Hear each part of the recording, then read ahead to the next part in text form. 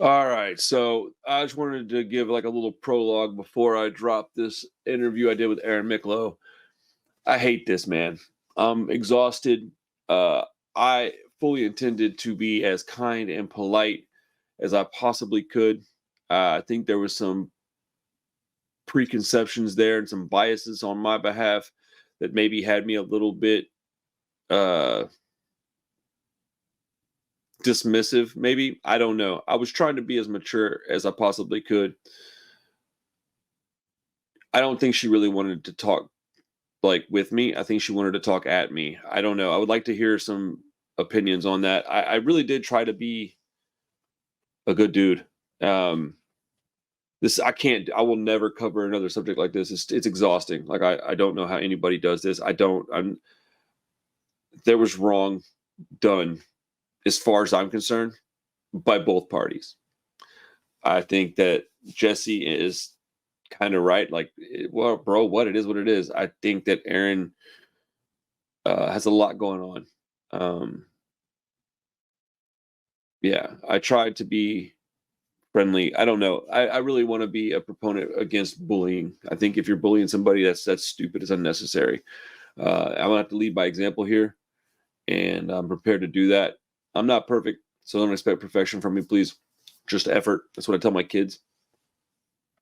But this is a long video, and I thought we were going to do like a whole 30 minutes on the drama, and then I wanted to talk to her about like who she is and what she's about, get to know Erin Micklow. And she was so defensive. I don't know. This is a wild video, dude, but I've got receipts. So um, hopefully I did what I feel like I did. I don't know. This is an interesting situation, but I'm going to shut up and let y'all watch the interview. Without further ado, here's my talk with Erin Micklow. Won't be on the phone for hours. Boom. You hear me okay? Yeah, I can hear you. Can you hear me okay? Yes, ma'am. Okay, perfect. All right. Heads up, I'd like to be very transparent. It is recording right now. Just letting you know. Ugh. If you need me to pause it for a minute or something, let me know. The hell is this? Okay. Huh, man, sorry for being a couple minutes late. I got a lot going on. I'm sure you do too. Same, yeah. I had a work day, and then I wanted to put myself together nicely because it just makes me feel good about myself, and that's always a whole process in and of itself. I'm in the process of like losing a bunch of weight, and it makes me feel. I feel like accomplished. I was about 30 pounds heavier. Oh my God. 6 months ago, I was 30 pounds heavier.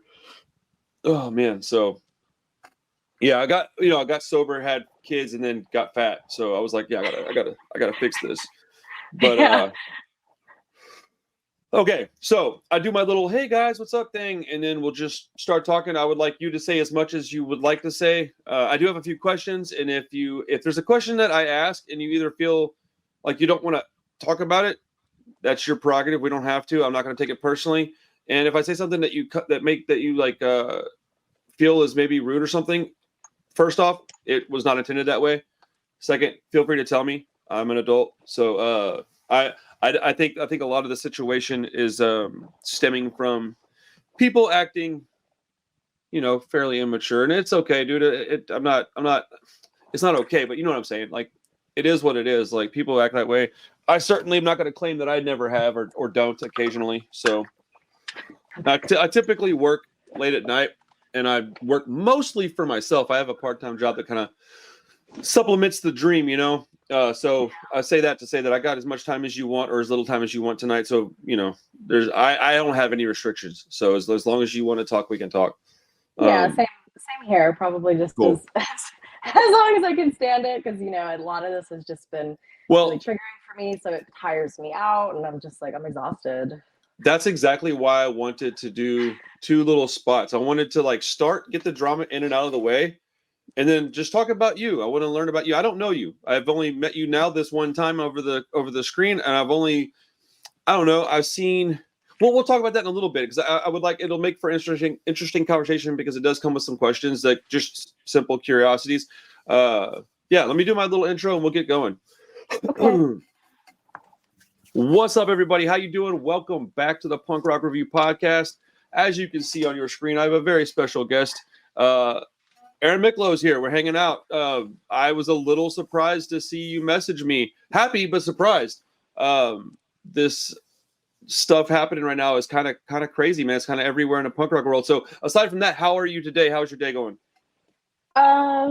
Well, like my day, I woke up a little groggy this morning because a trauma counselor that I spoke to had recommended some CBD, and I went to a weed shop yesterday. I'm not normally a weed smoker just because it makes me feel too sedated, but in Hi. this with how, yeah, Yeah, I've done weed lots of times, but it's not usually my thing of choice. But when I'm under intense amount of stress, yes, absolutely. So the guy at the store gave me a really nice relief tincture that's like CBD, I think with a little bit of THC. And that's what I've been doing for the daytime. And then last night I took a quarter of an indica sleep gummy, and I don't want to say I slept well because I've been having nightmares every night, but it was nice to get like a deeper sleep.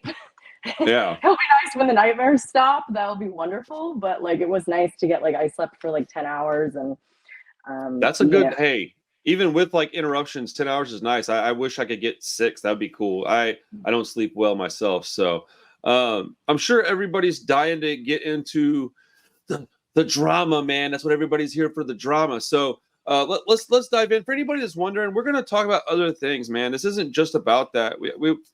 I want to give her an opportunity to say her piece, but let's get to know Erin as well. I do want to state that I do have a prior relationship with Jesse and the dudes from Still Pissed. We talked a couple of times. I like those guys fine. People make mistakes. People do stuff that I don't agree with, and I still like them. I'm not here to bash anybody, you included. I just want to be very upfront about that. I'm not here to be like, oh, yeah, those guys. Like, I want to hear what you got to say, and I may have comments about it. I don't agree with everything that they did, but I like those dudes fine. I'm not there. I'm in Houston, so I'm way more or less just kind of like, what is going on over there? And but I did say I'd like to have you on if you wanted to, and I don't ever say something like that and then, reel that in and go, nah, never mind. No, I don't. It's only fair that you get to speak. So anyways, so explain to me kind of what's, well, we know what happened to a degree. Okay. We know about the situation, right? So prior to the show, you said you didn't know them. That's accurate? So this has been a large discovery process. Yes, that's correct. There are now 4 people involved. And, watching your video that you made on me, you had mentioned about starting wars. The war on this started when I made the choice to expose who it was. It took me a day and a half to find out who these people were. I had never seen them before in my life. I didn't know them. I didn't even know they were in the band that night. I didn't know that Jesse was in Still Pissed. I didn't know these people. I'd never seen them before. And so, me being a public person, because of the work that I do, I've been doing my show interviewing bands for 8 years now. This is my 8th year. I've interviewed hundreds of bands at this point. That is the reason I'm around so many bands. I interviewed all 3 of the other bands on the bill that night. They were all my friends. I was invited to the show as a guest on their guest list. So it was known that I was coming. And in my discovery process, and with some of my followers rallying for me, sending me emails of these TikToks they're finding, I found 2 more people that were part of this, that this is and was a planned attack. And when I found out who these people were, it's another band. So I was mistaken on that. The sticker did not belong to Still Pissed, but I do still hold Still Pissed accountable in this because they were in cooperates with the people that made the stickers. The girl came into the bathroom and presented it to me, and I'd like to mention with that as well, that the girl through the whole interaction did not say one word to me. It was fucking scary and it was creepy. She came in after she saw me in the bathroom, took her opportunity, and then, instigated the assault to put these stickers in my face, shove them down my cleavage, and then throw a drink in my face. That's instigating an assault. And I had never seen this girl before in my life. I'm like, who the fuck is this? Literally before she instigated the assault, when she was standing there washing her hands, I was checking out her clothes because obviously I like fashion. And I remember thinking to myself, oh my God, her purse is so cute. She looks adorable. What the fuck? So, okay. I have talked to a few people. I'm not going to say names because it's none of anybody's business who I speak to privately. But I've been told a couple of things. So, she threw a drink in your face like that. She threw a drink in your face. Why do you think my makeup looked like that? This is how I Oh, went out that night. I'm asking because, like, again, I'm not trying to be combative, but I am going to have to ask questions. But Of course. because yes, I'm sorry. Go ahead. no, it's okay. Anybody that gets a drink thrown in their face. Look, I'm not saying that you did this, but if you had shoved her or smacked her for getting a drink thrown in your face, I'm not going to fault you for that. I don't think that you should be at fault for that. I do think I feel like, and we're going to get more into detail about this, but I feel like there was a fight between two ladies. Mm-hmm. I don't know the details of said fight, and I think that it probably could have stopped there. No. No, because you know what? Here's the deal. Like, I don't know if that girl had a knife on her. Like, Randall, do you know how many times I've been assaulted? Normally, I have a taser on me, and unfortunately, I did not have it on me that night because these assaults is a very real fucking thing for me. Like, I have an open police report from an assault 11 years ago where a girl split the back of my head open with a pint glass. Really? Ugh. Yes. So fuck yeah, I was nervous at that show because this shit happens all the time. It happens on minor levels of people pulling my hair, throwing stuff at me when I'm working and I'm in the photo pits filming, or it happens on large levels like this one. And that is the war that I waged because I said, you know what? I have been silenced so many fucking times and I have like kept my fucking mouth shut so many fucking times and I am sick of it. And this is what the war is waged about, that you cannot keep fucking with me like this and there will be no repercussions. God damn it. Well, to be incredibly blunt, if somebody's picking on you on any level, I personally feel like you have the right to stand up for yourself, and that you can take that any way you want it. I've personally been in a lot of fights. I've personally been beat up. I've been stabbed. I've been shot once. Not anything insane. It was a long time ago, but like, yeah, it's. I wasn't there, but I can understand being nervous. I feel like you kind of knew that there was a possibility of something popping off, because if you bring a taser somewhere, then obviously you're aware of. I didn't have my taser that night. Had I had my taser, No, just in general, yeah. Oh yeah, I mean honestly, yeah. That's I didn't. I know. wish I had my taser that night, and it would have stopped it before my poor boyfriend got a fucking concussion. He has a confirmed concussion. He has a confirmed concussion from Jesse punching him in the back of the head 20 fucking times, and that's why Jesse's hands are so fucked up. Why did Jesse punch him?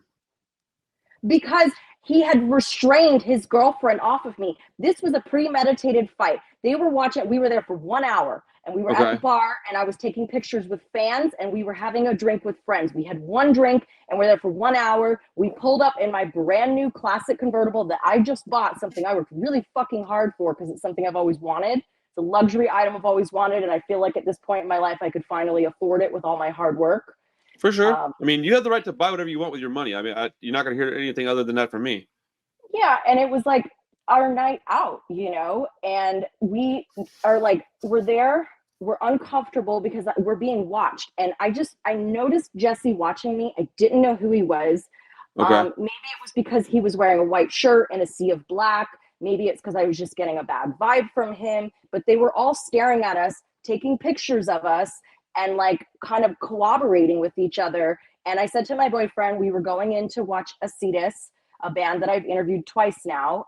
It was their set. They were the last band of the night because we had gotten there late.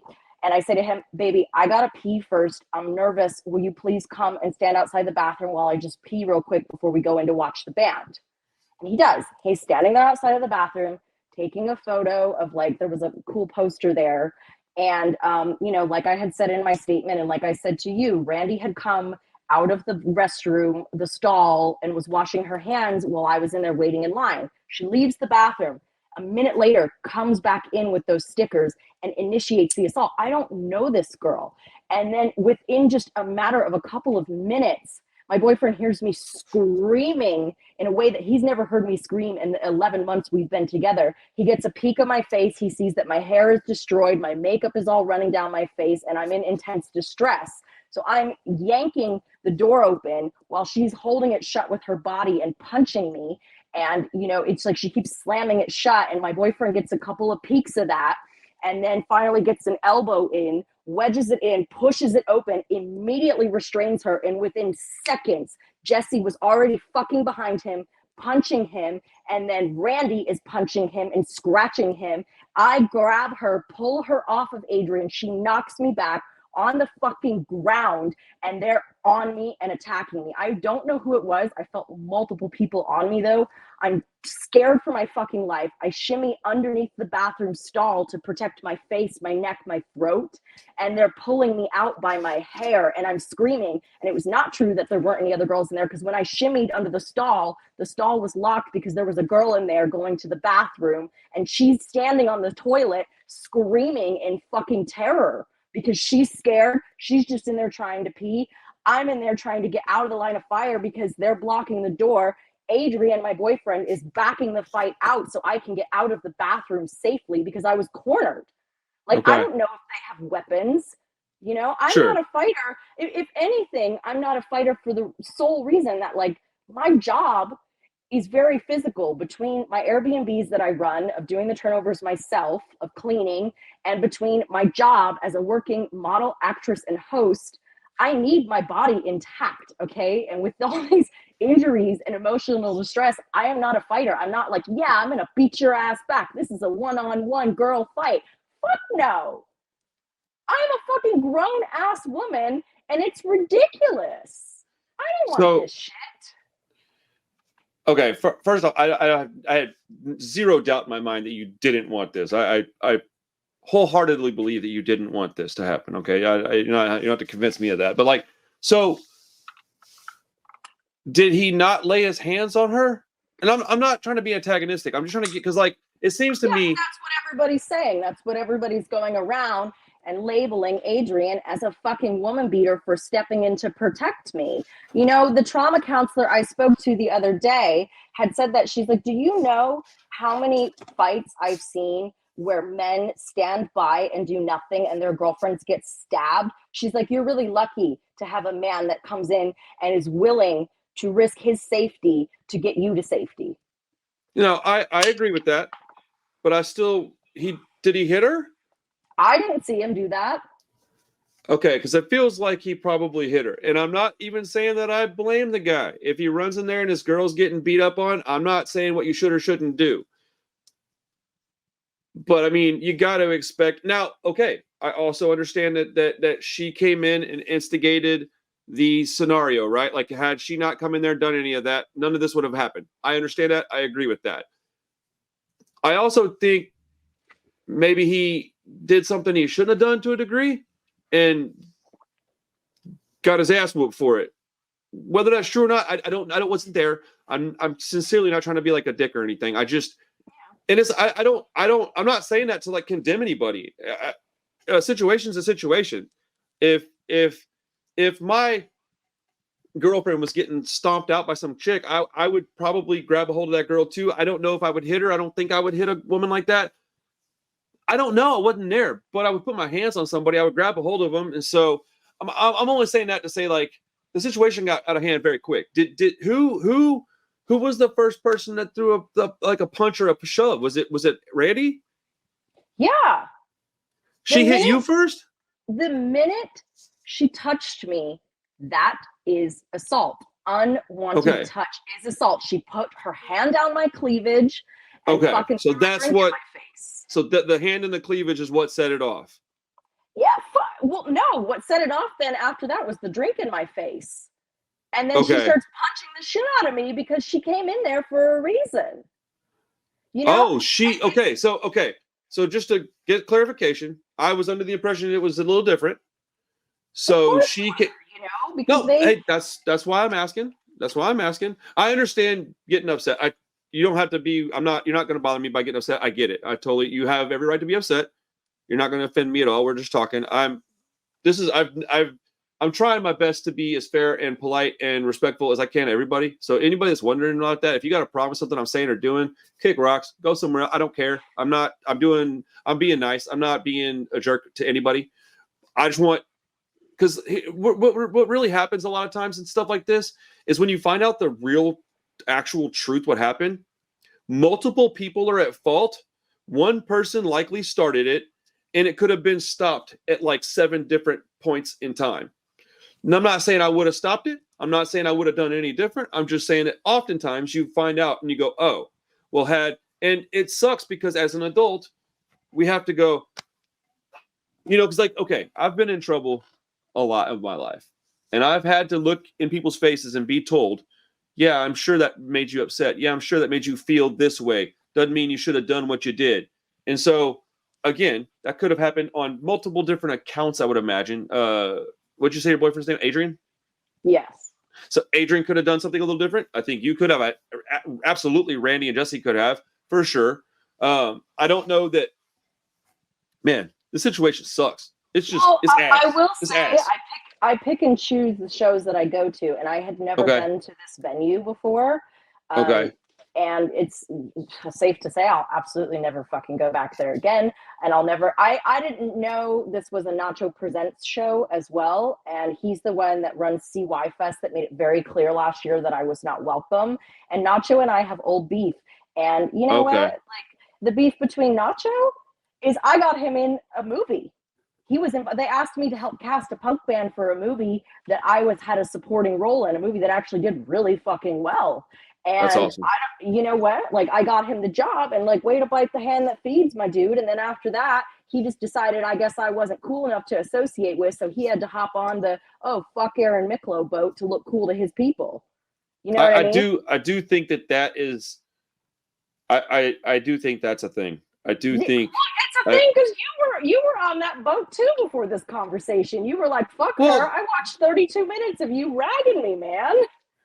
Give me an example of something I said that wasn't just my opinion, and that I said that was like you could misconstrue as bullying or like outright mean. Well, I'm not here to argue with you because it's. I know. I'm asking because I'm asking sincerely. Because I don't think I said anything that was wrong. Okay. Well, just debunk some myths here. Okay. Some of the things, you said you thought I was lying and this and that. There was more to it, and there was previous beef. So the previous beef is the fact that yes. So this girl that made the stickers, she is dating the singer of a band called Dogface Bastards. They had been bullying me online since last summer because of my work with Rebellion Festival, and I blocked them months ago. So that's the previous beef there. And I uncovered a video in all of this on her TikTok because some of my fans were sending me her TikTok saying, hey, she's posting a lot of videos about you. And she's outing it. She's like, oh, you mean this sticker? And like basically admitting it. And she's proud about it that she's a bully. And that's what I was telling you before this interview is like, women operate and move in such a different way, whereas men, when they don't like each other, they're like, fuck you, my dude, let's take it outside. Whereas women, it stretches on sometimes for years. I understand. Because like, look, to be super honest, like when you told me you watched those videos, I even kind of was like, because like I don't think I was being like particularly mean, but I certainly wasn't being like nice. Okay, I can own up to that. All right, but there was a previous beef. You were on the fuck Erin Micklow bandwagon. A lot of people are. I wasn't quite like that. They need a poster child to hate, right? Like for sure. The thing about the punk rock karaoke. So that was before look, let me say a few things on that one, because here's the deal. I'm not a musician. I am not musical at all. I interview bands. I am not musical. I took guitar lessons when I was in high school, and I thought I might want to start a band. And then I'm like, wow, I really don't enjoy this. I'm a terrible fucking singer. It was meant to be funny. I was fucking hammered when that was like took place, the punk rock karaoke. I was at punk rock bowling when I used to attend that. And I was fucking really drunk. It was like 2:00 in the morning. I'm fucking hammered. It was before I started my show, so I didn't kind of have like that responsibility that I feel I have now of like, hey, I'm a working professional. That was before you did your show. Yes. Oh, that's cool. I didn't know that. That was like 2015, so almost Okay. 10 years ago. So that was also, I was in my early 20s. Like I was just drunk and being dumb. Like, Well, I'm so look, packed. And then people are like, she doesn't know the words. Actually, I do. But when you're on a stage in front of about 1,000 people and you're not a musician and you don't know, like if you watch the other one, when I did Minor Threat, that one, I fucking fell off the stage and cracked my ribs because I'm such a not musician that I stepped on a monitor thinking it was like one of those boxes that musicians stand on. oh And shit. it tipped over and I fucking fell off the stage and I really hurt myself. Look, I think, and I understand why, and I understand all of this. I think you think I feel a way that I don't quite feel. I'm very blunt and I'm very open. And if I see something that I think is this, I'm going to call it this. If I'm wrong about something, cool. I can be wrong. I have no problem changing my mind and going, oh, never mind. This is what I feel now. I used to hate mustard, no longer hate mustard. I used to love drinking Dr. Pepper. I don't do that anymore. There's a lot of things that you can change in your life. But there was a previous beef there. I was right about that. I do think that you might have laid your hands on her before she laid her hands on you. I don't blame you for it. It doesn't mean I blame you. Just because something happened doesn't mean that I'm like, aha, gotcha. No, but what I don't like is I don't like when it's so easy to go, hey, this is what happened. And if you just say what happened from the jump, people are like, oh, damn, dude, you might get a whole lot more sympathy that not you, the collective you, anybody that anything happens to. When something happens, if you just go, yeah, man, she threw a drink in my face. Again, speaking hypothetically here, wasn't there. She threw a drink in my face and shoved a sticker down my chest. I punched her, dude. I don't know many people that would blame you for that. I certainly wouldn't. But, when the dude intervenes and then a fight breaks out, like, it didn't seem that crazy to me that this happened. I was shocked that it happened to you specifically because you've got kind of you got notoriety. Like you're not just like a nameless, faceless person that's just hanging out in the crowd, not talking to people. You have that's why they do it, right? They do it because sure, they want to go back to all their friends and be like, ha ha, I hit Erin Micklow. You're absolutely correct. She's such a little poser. Ha ha, look what I did, because they're a bunch of fucking children.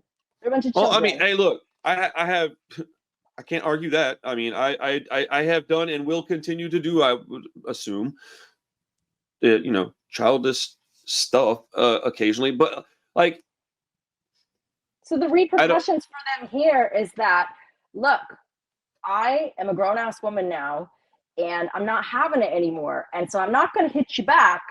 I'm not going to sick anybody on you and go get some of my scurry friends to come get you, because I don't condone that and I don't want people getting hurt. But what I will fucking do is I'm not going to be silenced anymore, and I will call your asses out, and you will get in some fucking trouble, and you will be held accountable for the shit that you did. And they don't like it because, as you said in your piece about me, I am a public figure and I am somewhat used to this because it is a large part of my day-to-day that other people don't have in their day-to-days. Me having to watch my back constantly, me having people talk shit about me all online, me having like hundreds of people come at me to where I can't look at my notifications. So yeah, I'm a little bit more used to it than they are. But what they don't like and why they got so fucking loud is because them, as regular ass people that are not very known, are now very fucking known for some bad things that they did. And I will call them out. And that was where the war was waged, because I had a choice to make. I was at the fork in the road of, oh shit, I found out who these people are. Do I fucking expose them, or do I keep my mouth shut like every other fucking assault?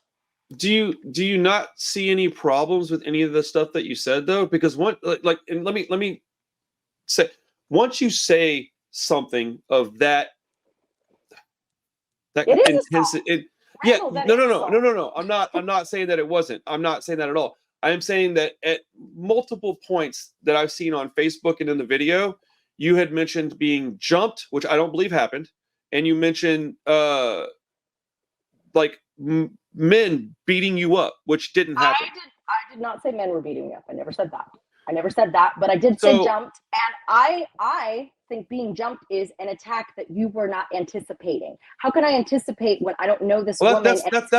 That's a fight. Common knowledge says being jumped is more than one person jumping you. You can't get jumped by one person that's facing you. That is impossible. There was more than one person on me because one person had my hair. I have a huge fucking bruise on my lower leg. When they were trying to pull me out from the stall, and when I was on the ground, there was more than 2 hands on me at that point. And you don't think any of that was like somebody trying to help you at all? I don't know. No, no, absolutely not. There was nobody there helping me. There was nobody. I feel like they were stoked. I 1,000,000% understand your anger. I get it. I'm not telling you shouldn't be angry. I'm not saying you shouldn't out people that do you wrong at all. Dude, if you go out and if you say something, dude, you just called me out to my face. I didn't cry about it. It is what it is, man. I'm an adult and I can say something about you, then I should never say something about you that I'm not willing to say to your face. Yeah. And that is the way people say what they're going to say. You know what I mean? Like, yeah. I hear it all day, every day. And when I get it on my own channel. People are like, yo, I know you like this song, but you're stupid. I'm like, geez Louise, dude, what did I, oh, sure, whatever, bud. So I don't get it to the degree you do. I don't, you know, words is like one thing, but what the message I'm trying to send here is, if you instigate physical harm against me, you will be held accountable. This is not okay when the bullying leaves the words and turns into physical attacks. That is unacceptable. Okay. Bullying is not and have repercussions from it. I agree, but bullying is not okay. I'm not with the bullying stuff, right? You can critique somebody and you can have an opinion. Once I start getting in your comments and just trashing you all day, I don't think you can find any instance where I did that. I hope. If I did, I do apologize. I don't think that's the way I roll. But as a matter of fact, I'm started being whatever. It's another person that I've like contacted with and like didn't think we'd get along, and we are, and it's pretty great actually. So I think a lot of people don't want to get along. They don't want to get to know each other. And I feel like you're saying like, man, there's going to be repercussions. That puts out there, oh yeah, fine then. You want repercussions, cool. So like, are you under the impression that you're inviting more scrutiny by talking that way? Because I feel like maybe you are. I think the moment that I named who it was, and the moment that I'm going to name the other 2 people that have been very proud of these stickers they made, and very proud of, they were following us that night before we even got to the show, because they took a video and posted it. Okay. So that sucks. Before we even got there, our presence was known, and that's another reason I felt very uneasy being there. We were only there an hour before this happened. So there's a video. I have video proof of it, and I sent it to you before our interview. I did send it to you, the screen recording of it, of me in my new red car, and it's us. You know what I mean? And it's my boyfriend still has his hat on, so it was before the attack. That was before we even got to the show. Our presence was known, and they were just waiting for their opportunity. So they see me go to the bathroom, and they go, go, do it now. So, okay. I got to get back to some of those questions, because like it has to be talked about. So you're telling me that you said in the first video that I watched that she was so drunk she could barely stand up. All right. Yeah, and that's what a lot of people keep coming to, right? But when someone's adrenaline kicks in, you wake up real fucking quick. I'm not. The alcohol gives you the courage to do something really fucking stupid, and then the adrenaline kicks in, and it gives you that anger that you need to fucking hurt people. I mean, sure. I don't know about.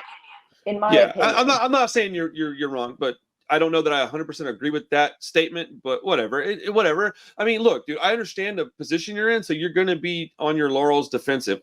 It's fine, but like, so. I feel like it's not uncommon for people to come up to me when they see me out and present me with their banned materials, which is why I didn't see that. I don't doubt. I didn't see that as malicious when she first did, and then when I realized what the sticker is, which I'll show everybody right now. Let's pull it up. Of like, here we go. You'd be like, what in the actual fuck? And then she throws a drink in my face. So.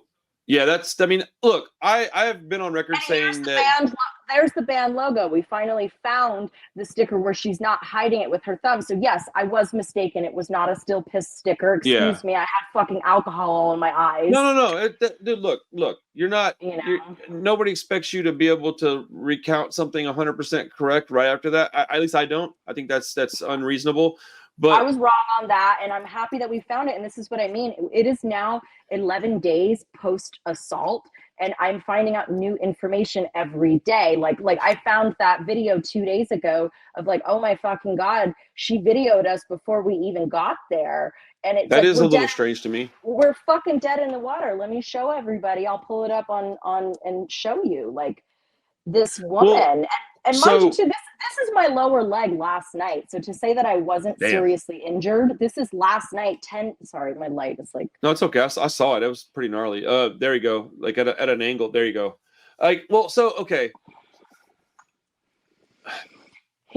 Let me pull up the screenshot because the video's long of her whole TikTok. Basically, she made a TikTok that was like her recap of the night, and I'm included in it. And here it is.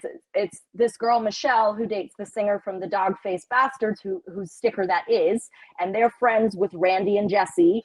And and so that's why I hold Still Pissed accountable as well, because you know what? They could have been like, hey, man, just drop it. Just leave her alone. We're all having fun. Yeah, but you can't hold Still Pissed accountable. They had nothing to do with it.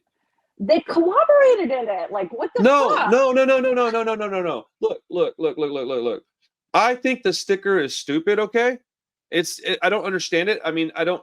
There's my boyfriend and I in the car, so, and then she put, is that Erin Micklow with a big clown on it? And my boyfriend is. Hey, it's tacky. I get that that is stalking. It's not stalking because you're going to the same place. Like, it'd be different if you were like at Jack in the Box eating on a Tuesday and that happened. And then you're at like, Ross picking up some clothes for your cousin on a Thursday and the same thing happened. That would be creepy. That would be stalking. I don't know why you don't consider it stalking when somebody you were going to the same place and they saw you and took a photo of you. And then you're a public figure, are you not? And then if I saw you somewhere, you don't think I would take a quick photo or a video and it wouldn't be creepy at all? And I'm not trying to say that they weren't being dicks either. I'm not saying that at all. I'm just saying I think that they're being kind of a dick, but I also think that you're making a bigger deal out of that particular thing than it is. Here's the thing, Randall. I'm tired of my safety being threatened because we don't know if one of them had a knife or something. What would have happened if they had a knife? No, Randall, seriously, like, why is everybody downplaying safety here? You said yourself. I'm not downplaying it, but I'm not downplaying it. But like every time I've asked a question that the answer is likely something that's going to make you look bad, you've completely jumped to a different topic. Okay, ask the question again then. I don't even care at this point. I don't want to. Like you said, I feel like you hit her first, or shoved her back or something, right? Is that not accurate? You didn't touch her before when she shoved the thing in your thing. She told me she threw a drink in your face, and you just stood there, and then she punched you. Yeah, that's freaking nuts. And if that happened, that's wild. That is wild. That's like the impression that I get. Anyone that knows me has seen me get assaulted. Has seen me, and it's always women. It is fucking insane. Why do you think I carry a taser in my purse? No. I understand that, and I'm not condoning the behavior. I'm saying it's freaking nuts. I'm honestly so upset at myself for not having my taser that night. And I'll be perfectly honest with you. Like, since I have been, more careful about where I go, there hasn't been an assault in a while. I did not know it was that kind of show, because I'm sure you know it as well. There are different sectors of punk rock, and some of them are really friendly, and some of them are really fucking aggressive. And I did not know that it was that crowd there of those aggressive punks. Because I know I'm not welcome. I know they don't fucking like me. And that sucks. Okay, that sucks. I agree that sucks. I don't like that they treat you like that. I don't like that I've said things, but my opinion is my opinion. Some of it's brought on by the behaviors that you have made, or the things you've done, right? Still doesn't make it okay.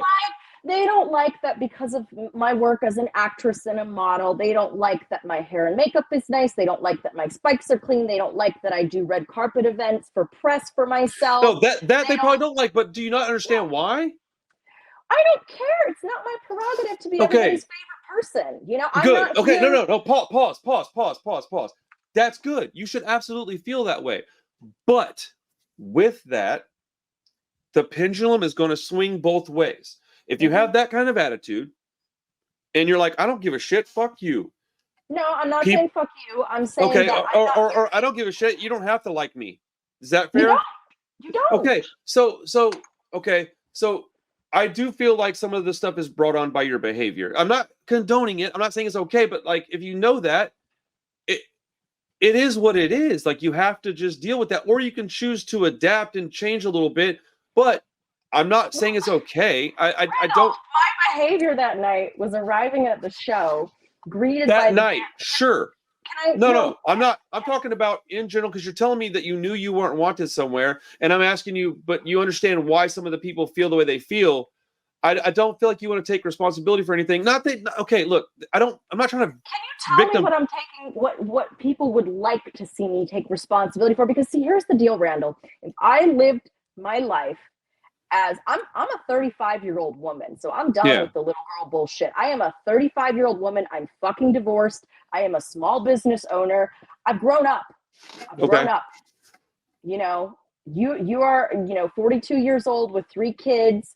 You know, you have your day job and then you do this for your passion. We're fucking adults here, and I'm tired of it. So it's not my space. And you have every right to feel that way. Like, to be very clear, like I want you to feel that way. If you're getting picked on, you need to protect yourself and stand up for yourself. I'm not saying otherwise.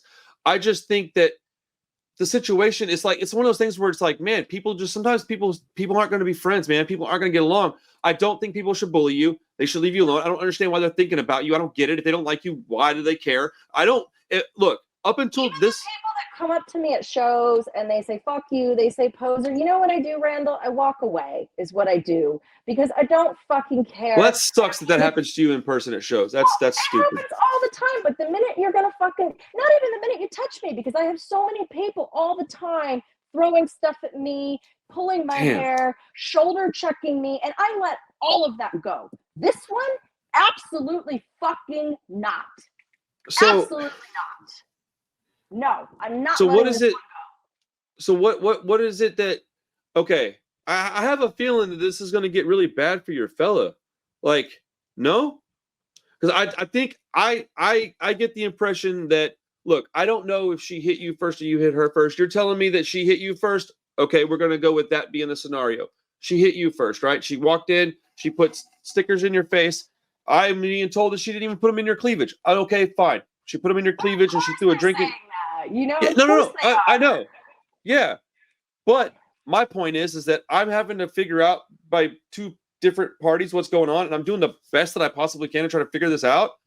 And I don't understand.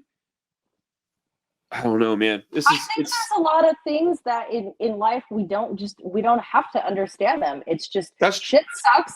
Shit sucks sometimes. You take your fucking hand in life and you do the best you can to move forward from it. But you're not doing that. What do you mean? You're like, I'm not letting this go. No, from here on out. Look, if that's the way you feel. Randall, I've been being assaulted for 11 years at punk shows now. So yeah, by me doing nothing, it is what has perpetuated this behavior. I'm sorry? Why do you continue to go to shows if you're getting, and I'm sincerely asking that. If you're getting assaulted at shows, why are you going? Because I'm working most of the time. I'm there working. I am a media outlet. Okay, but that couldn't possibly be worth your physical safety. Well, that's why I don't go to a lot of these shows now. And typically I'm backstage when I'm working with the bands and in a private area conducting my interviews. That show was a working night for me because the week prior I had interviewed Acetas and Pinata Protest at their Vegas shows. And I was invited to that one. And I did not know that show was that crowd of LA punks. There is a reason I do not go to the backyard shows in LA. And a lot of people like to say it's because I don't support my local scene. No, I don't go because I know I'm not fucking safe there. But I mean, I feel like you're right about that. I do feel like you probably shouldn't go because you probably aren't safe at those shows. And I was at a business where there's supposed to be security, but I won't ever go to that venue again because it's not safe for patrons. And furthermore, by people starting these things, this is a business, right? Your band wants to go out and play shows. Do you think that venues want to invite you to play shows when this is what's surrounding your band, that whether it was you or just the people that come to see your band play, instigating stuff like this? It's a liability. This is a business. I don't think that show. I don't think this is a liability often. I think this is the exception to the rule. And I think like trying to get the band canceled is super fucked. I think that's whack. I don't think you should try to do that. Where did I say cancel them? Where did I say that? Okay, so you don't have any desire to see them. Like you didn't send any emails to anybody over in Europe. You're not talking to booking agents at all about anything. You're not that. So you're going to be on record saying that. No, I will say, because of my work, I do know a lot of them, and they've probably seen my posts because my posts have gone viral. Okay, so maybe they shouldn't have cooperated in that, and maybe they should have said, "Hey, man, just leave her alone." Like, yeah, we don't. I agree with that. But fuck her. Fuck her. Just leave her alone. She's not worth it. She's not worth it. Fully agree with that. But I also do think there's some get the band not allowed to do this or that going on. Here's the deal, Randall. If they you're were able to do whatever you want. No, but if they were professionals, like a lot of the bands that I know and work with, they could have released an apology instead and said, you know what? They don't owe you an apology. What are you talking about? Not to me. They could have just been like, we're sorry this happened. It was one person in our band. We don't know him. We don't condone this behavior. You know, anything like that of just like, this is what professionals But you're talking about, okay. They don't see that he did anything wrong, I don't think. And look, dude, like, they don't. Because why would they issue? So why would they? They're not in on anything, Erin. They did not plan this attack on you, dude. That's delusional. They didn't plan. Now, did they go in? Did she walk into the bathroom intending to talk some shit? Yes. She didn't say one word to me. She did not say one word. She was silent through the whole thing. Okay, so then if she didn't say one word, okay, what? If she didn't say one word, she just walked in there, did this, and did this with no words. Yes. I don't believe that. Okay, I don't believe that. You don't have to. And I appreciate that you're being feisty right now. I thoroughly enjoy it. Like I like talking. I'm not tripping. This ain't bothering me. Just for the record. I think that the band had nothing to do with it, man. And if they're gonna catch strays from this, I don't like that. I don't think it's okay any more than it's not okay for you to get bullied. Like, I mean, you heard me say it very clearly. I think this stems from jealousy. Even my opinion, I admitted, likely stemmed from some jealousy. You're a good-looking woman. You don't have, you've got opportunities given to you that somebody like me isn't gonna get. All right. Well, that's another thing that I'd like to touch on because, I did hear you say that in your piece. And I feel like oftentimes... Please don't tell me that's not true. Come on. I feel oftentimes my hard work is discredited and people think that I'm just given things. And I didn't say that. That's your prerogative. I didn't say that. Didn't say that. Never said that. Never said that. No, show me where I said that. You get opportunities because of who you are that I will not get. Guaranteed. You're in a place where I can't be. You're a good-looking female, which I am absolutely not good-looking or female. All right? Let's not play games. I'm not even bitching about it, but don't act like it's not true. Don't do that. You can't do that. You can't hold over here and get on your soapbox, talk all this shit without admitting where maybe you get a little bit of, the pendulum. That's the next thing of talking shit. I don't see that I'm talking shit. I see that I'm stating what happened. And, I don't mean talking shit as in like talking shit to someone. I'm saying just talking shit, like running. Okay, get up and talking, whatever. I'm not saying like it's directed at anybody necessarily. I'm not playing word games with you. I'm just saying like getting up and talking some shit. You can't do that, and then also not be like confident enough to admit that. Like you can't act like it's just your hard work that got you places. We know it's not true. It's just not. It's not. Well, what is that? Yeah. But should you not use the things that you were given to get where you need to go? I'm not saying that either. I'm not condemning you for being a pretty lady. Like that's crazy. That's stupid. Okay. If I can have a moment to have the floor, I'd like absolutely to speak on that. So with that, yes, I've been a model for 20 years now. I've got almost 30 magazine covers under my belt, and when I started my show, you know, to be honest, I feel I had to work twice as hard for half the credit because of being a pretty woman. People don't think that I'm talented. And if you watch my interviews from like when I started in 2017 until now, I'm fucking talented. And I do a lot of homework before bringing artists on, and the amount of work that goes into that, being a one-woman show, filming them in person at their events. And so excuse me, I'm not done here. Thank you. And so furthermore, the amount of effort it takes to put myself together like this, you know, that's a lot of work there too. You know, yeah, maybe if you had some really cool punk hair, then people would be like, whoa, sick hair, bro. Like, what's up? You know, look at this cool guy. He's got some sick neck tattoos. He's got a sick mohawk. You know, he's got real cool clothes. Like, look at this guy. Yeah, I want to watch his stuff. You know what I mean? Like stuff like that. So yeah, it takes me about like 3-4 hours to get camera ready. You know, that's a shit ton of work. The amount, you know, researching the bands, doing my reach outs to secure the interviews, and making a safe space for them where they don't feel attacked when they're on my show, because a lot of artists don't like to do interviews for that very reason, you know. And I always try to lead with a positivity that makes them feel safe to open up that, hey man, I'm on your side.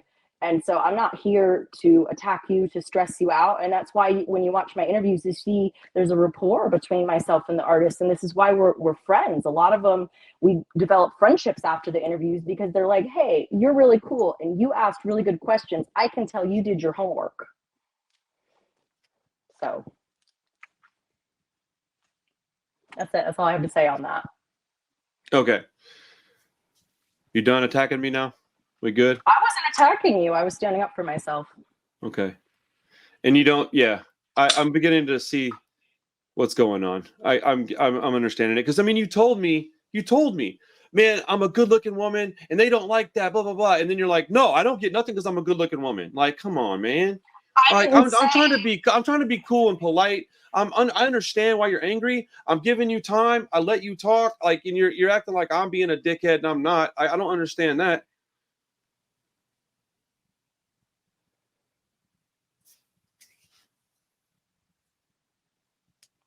I don't have a response to that. I don't have any response to that. Okay. I'm going to refrain from saying things because I don't think it's okay. I don't, even what I'm thinking right now is pretty nasty and negative. And I'm saying that so that I can tell you, like, I don't want to do that to you. I don't think there's anything wrong with being a good looking woman and getting some opportunities because of it. I absolutely know that's happened, but there's nothing wrong with it. If I was given that ability, I would take it. I think you should be proud of it and not so defensive. I think you should let these people be whatever they're being. I think I know you get picked on. I get it. I understand that.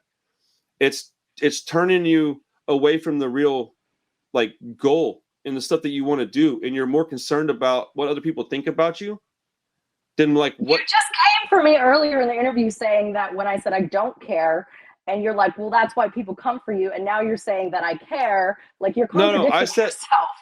I'm sorry, but I said that you said you don't care, and then I just now said that you do care. So no, I'm not contradicting myself. I didn't contradict myself. Okay. Well, you know what? Like, you have to do your best, because if I cared what every single person thought of me, I'd never leave my house. I probably wouldn't. I agree with that. I wouldn't be a public person, because everybody's going to have an opinion when you put yourself out there on the internet. And I've literally grown up on camera. So, like, yeah, back in the day, I've done some stupid shit, like my punk rock karaoke's, not thinking about, oh, hey, 10 years from now, you're actually going to be a public person and people are just going to constantly pull these videos up to call you a poser when you were just having fun at being drunk at a festival. So, you know what I mean? Like, it's the things that, like, you don't think about when you grow up on camera, because you don't think that you're going to become a level of known, you know, that you become. And you have to move in a more cautious way after that. It's just my reality of becoming more known, my show becoming more successful, me becoming more successful as an actress and an influencer. It has taken away a lot of things. With a lot of the things that have come with it that are good, it has also taken away many things that I don't have as much freedom to move as I used to. I just don't. And that's just my reality. What's preventing you from moving around?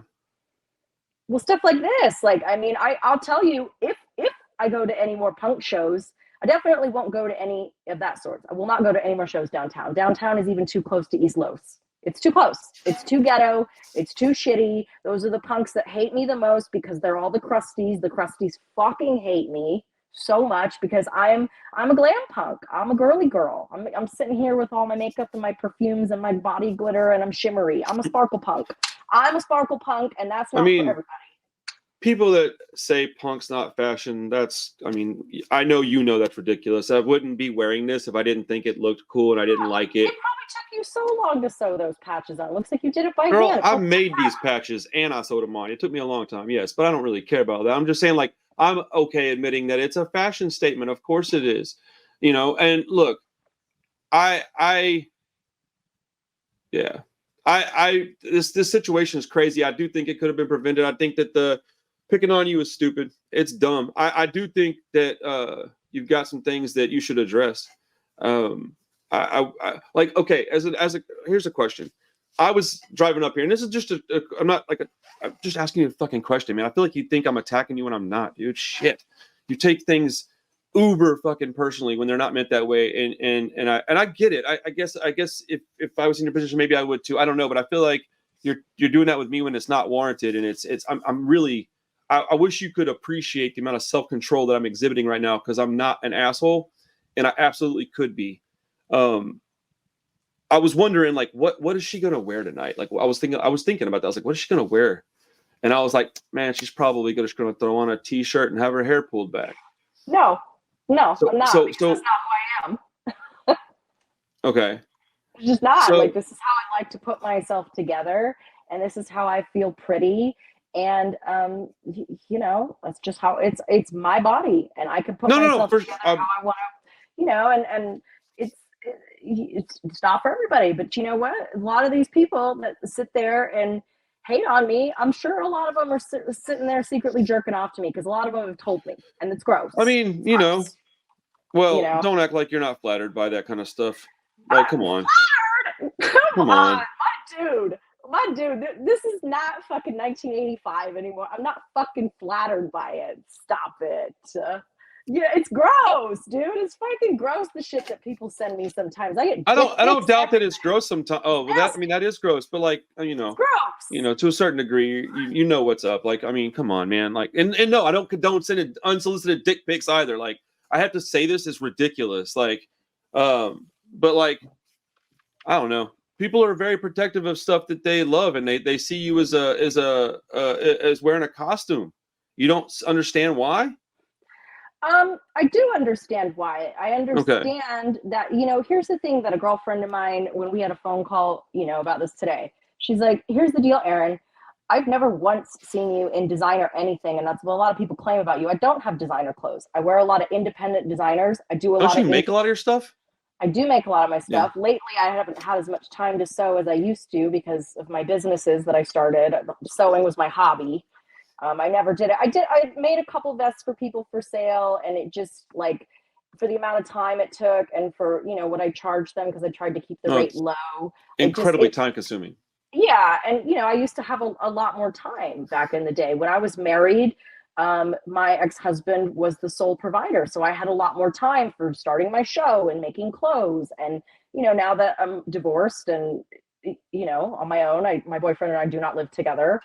I have my own set of bills to pay. He has his own. It's, I'm a working woman, and unfortunately, I don't have as much time for that anymore, but I'm super grateful that I work with a lot of companies that are constantly sending me things as an influencer. It is part of my job as well. And I'm not saying that it's okay, but with all the things that you've told me in the last, 20 minutes or so, like you consistently want to let me know how much you're an influencer and how of a public person you are. Calls me one. They get mad about it. They're like, she's just an influencer. She doesn't like punk. Or you called me the Paris Hilton of punk, which I can take it. She's gorgeous. Fuck that. Like, you can call me that if you want. Like, there's all different genres of punk. And like, when I was in my early punk days, I used to conform more to that. And this is the thing that I really like hate about punk now, is that it was about when we all got into it, it was about originality, right? You really Like, seem to hate punk rock, if I'm being honest. You really seem to dislike it. oh my God, that's so crazy. I hate the punk community now. I don't like how a lot of these people behave. And that is why in recent years I haven't been around as much unless I'm working, because I don't want to deal with Yeah. it. I just don't. I don't want to deal with it. So I wouldn't either. you know, I got tired of it. And then punks get mad at me when they see I'm on a beach vacation in Mexico enjoying myself. I can't fucking breathe without being criticized. It's like, You know I wasn't saying that to be rude, right? Like I was just making an observation, and I feel like you took that like I was being rude. I wasn't. the music and a lot of the artists I love. This scene and the lack of community, I don't love. I don't like the punks that are aggressive. Like, for instance, when you move between scenes, like when I interviewed MXPX at the Hollywood Palladium, a very large venue, Love that band. their fan base was incredibly kind. All night I had fans Yeah. coming up to me saying, "Oh my God, I love your show. I love what you do. I love watching all your videos." And they were just very positive. Whereas, the street punk bands, like those bands, There's a very not. big difference in those scenes, though. There's a big difference in those scenes. Those scenes are very different. That MXPX scene, while I love MXPX and I see them live, I would love to talk to Mike. That'd be amazing, right? Whatever. But those scenes are different, man. And the crusty kids or the street punks, whatever you want to call them, they're protective to a fault over this stuff that they love so much. So when they see somebody that they assume, okay, doesn't really like it or whatever, they're gonna say their piece. It's a volatile situation. I feel like there's a lot of opportunity for you to be the bigger person. Well, I'm not saying you should. The thing is, I Fucking have A, dude. the bigger person for a lot of years, right? And I'm tired of it. And here's the difference: I'm kind, but I'm not going to be just nice about these things. I'm not And saying you have to be nice about them. That's not what I'm saying. Sorry, continue. okay, so what are you saying? I'm saying there's opportunities for you to just let the shit go. You don't have to be kind. Specifically, not a personal touch you thing. That is not what I'm saying here.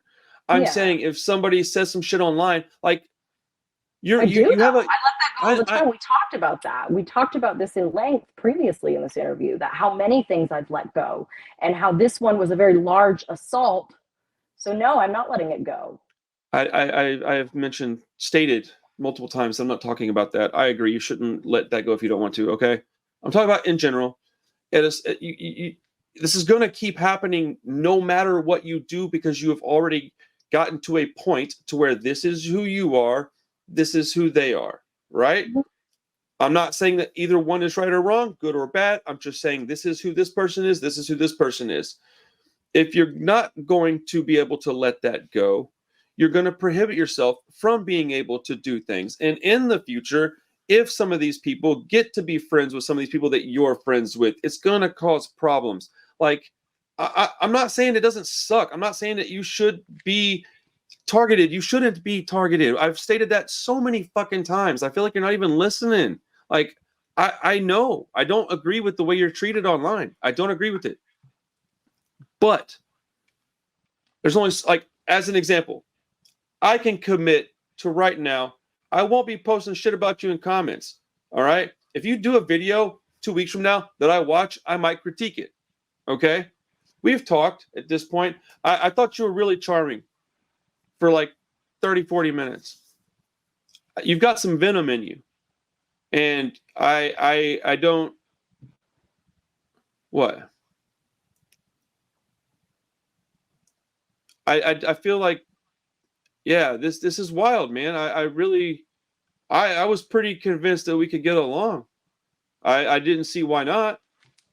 But you're taking things that I'm saying as something they're not, and you're saying things that are, in my opinion, not accurate. I just don't understand. Like, I don't get it. Like, I wanted to get to know you. I really did. I got the proof I wanted to get to know you. Like, I still would like to hear about like why you got into punk. Where did you get into it? What was your first show? Like, who's your favorite bands? I don't know any of that about you. You know, I don't really feel like you want people to know that about you necessarily, or am I just completely missing? If there is, I do have a playlist of other podcasts I've been interviewed on, and I do talk about that. Okay. But I'm happy to reiterate that information for anyone who hasn't seen those. So let's start with how I got into punk. When I was 16 years old and I was in high school, I was bullied all through school. I was never accepted because I was very into fashion. I would pull looks from magazines and I would bring them to school like that. I went to Catholic school for 6 years, so we always had a uniform. And when I moved into public school, and I could express myself through my clothing, I did, and I was bullied. I don't need it. My apologies. My wife brought something in here I do not need. Sorry. Thank you.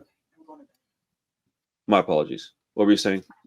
So it started there, and I never felt accepted in school. So in 10th grade, it was a guy named Juan that sat behind me in my geography class, and he always had a punk vest on every day. And I was like, what is your jacket about? You wear this every day. Like, what is this? What does this mean? And he had an unseen back patch on it, and he was like, oh, it's punk. And then, every day we'd talk because we had like 2 classes together, and he was really sweet. And he had a little mohawk, and I was just like, what is this? Like, what's it about? Because at the time, he was really the only punk guy there was, because this was in Florida where I grew up. And at the time, I was hanging out with a lot of the goth kids because it was like as close as I could get to just something different, since I didn't really fit in with the popular kids. And when he exposed me to punk, he was like, I started saying like, I think I might want to be in a band, but there's no girls in punk bands. I remember he brings me a CD. He's like, let me make you a mixtape. And he brings me a mixed CD he made for me from school, and it had Debauchkas, it had Vice Squad, who I've now interviewed. Vice Squad is the name where my show came from, Last Rockers TV. They had a song called Last Rockers. I did get Becky's blessing, Becky Bondage, her blessing for that, because I was like, hey, is this cool? And she's like, oh my God, we're honored. That was it. And I started taking guitar lessons thinking I wanted to be in a punk band, and realized that like, I don't really like playing an instrument. It's not for me. So I didn't. And then early punk years, I was listening to a lot of Green Day. I was listening to a lot of Rancid. A lot of the spin-off bands from those, like Green Day had a band called Pinhead Gunpowder, and then there was the Frustrators, and then with Rancid, there was like Lars Frederiksen and the Bastards, and then Tim released his solo album, and then all these side projects. Then there was the Transplants, and just all of that. So my first punk show was the Unseen. I remember seeing that they were coming to town and asking my friend Juan, I was like, hey, this is that band that's on your jacket. Do you want to go with me? And he's like, was that in LA? No, this was in Florida. I was Florida. I was born and raised in Florida. I grew up in Tampa, and I moved to Los Angeles as soon as I graduated high school to pursue a career in modeling and acting. This is where you had to be, just like you said, like there's a lot more opportunity here, and that's why people move here. And there is. And I remember at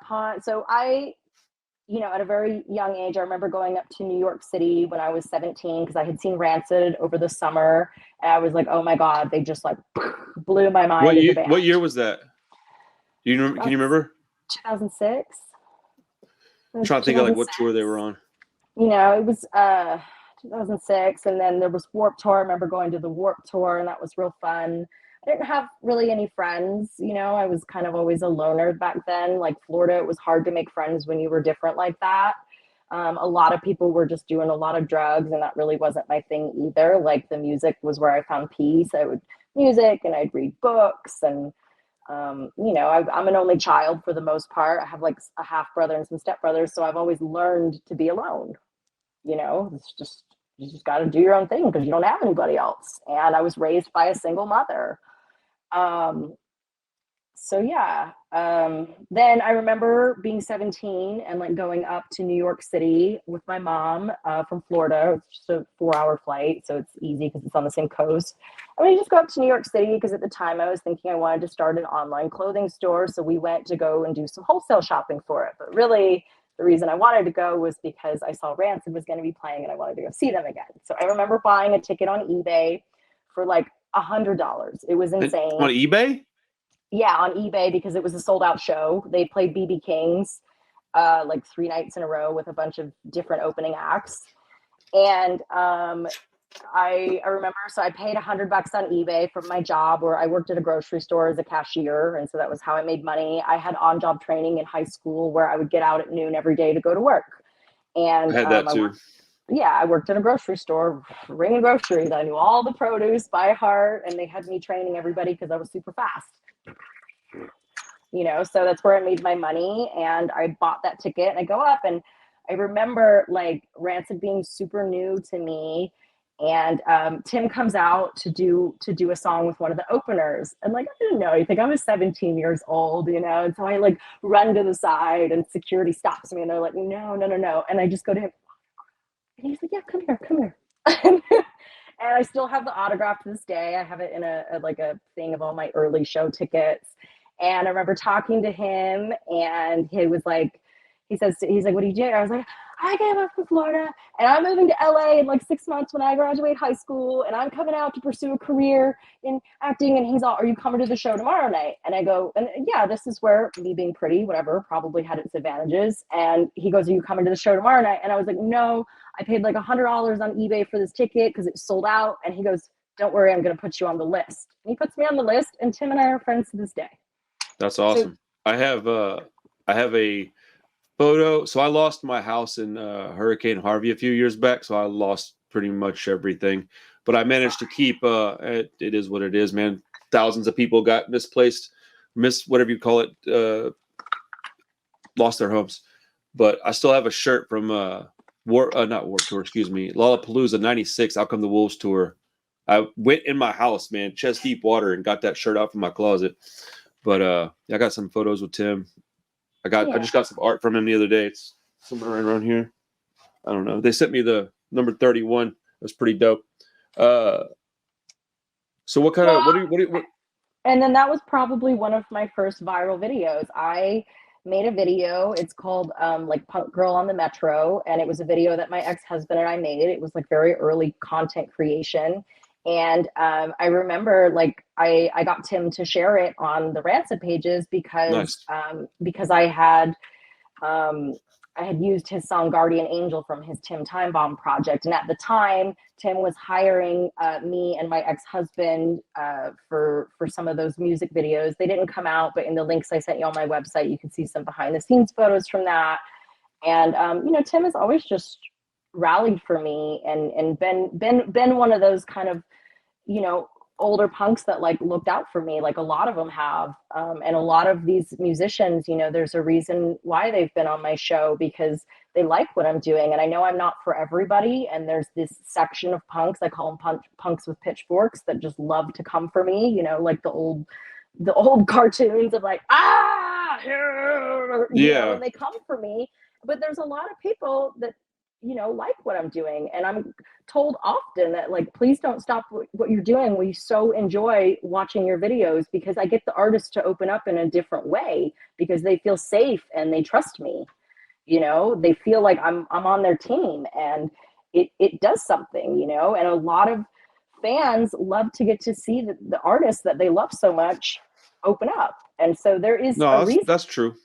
You know, if you watch my interviews, you can, especially my newer work where I feel like things are really cooking now, because I'm not such a newbie. Because when I started my show, if you want to talk about cringe, Jesus Christ, some of my early interviews, I'm just like, oh my God, this is so embarrassing.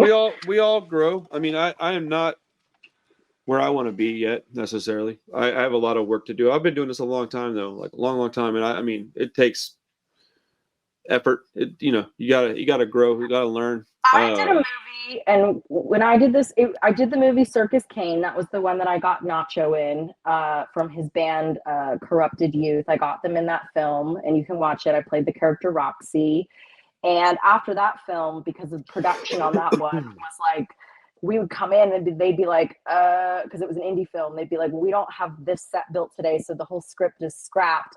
Talk amongst yourselves, that all the castmates, and they're like, come up with something else. And after doing that film, I remember it was so stressful for me because while I had a lot of acting training, I didn't have hardly any improvisation. And after that film, I jumped into classes at UCB and I learned improv training. And that was really what set me up for doing my show, because my show is in a live environment, backstage at concerts. It's fucking chaos. The band, you don't know what they're going to say, even though you have your prepared questions. And I will say, like, my, months of improv training is really what set me up for that.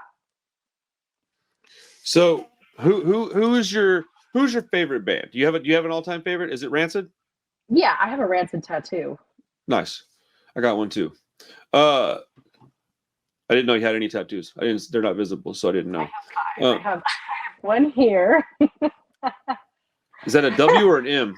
It's a Scorpio symbol. Oh, it's a Scorpio symbol. I'm a spicy little pepper. I have this one here. There's one of my bruises from the assault. We love that, don't we? I have these ones here. They're little hearts that I drew because I just used to be obsessed with hearts. I have some shamrocks here. And then my Rancid tattoo is in a place that only my boyfriend gets to see. So, what is the image? Is it like the "Let's Go" fist down there? Like, come on, let's go. Oh my God! No. Ew. Hey! I don't know. It's in the Rancid 2000 artwork, the album artwork, that cute little skull and crossbones that's on the bottom of it. I think Skinhead Rob drew it. It's that, and I had it modified and put little hearts on it. It's very cute. I don't know if I have it within hand's reach. I don't think so. I was wondering what it looked like. Skinhead Rob, I like that dude's voice a lot. I think he gets a lot of hate that he doesn't deserve to. People don't like his vocals. Well, I used to see him around in LA when he had his band Death March. After Transplants was always doing their thing. I don't know if you know this about Skinhead Rob, but Skinhead Rob started as a roadie for Rancid. And yeah, then I knew that. They did the side project, and it was like, Tim had told me these stories of like when they started Transplants, they recorded the first album in Tim's home studio because they were just fucking around, Yeah. And then it actually became something, and it was really cool. Like Tim showed me his home studio and was like, yeah, this is where we did the, Transplants album, and it just, it was really cool stuff.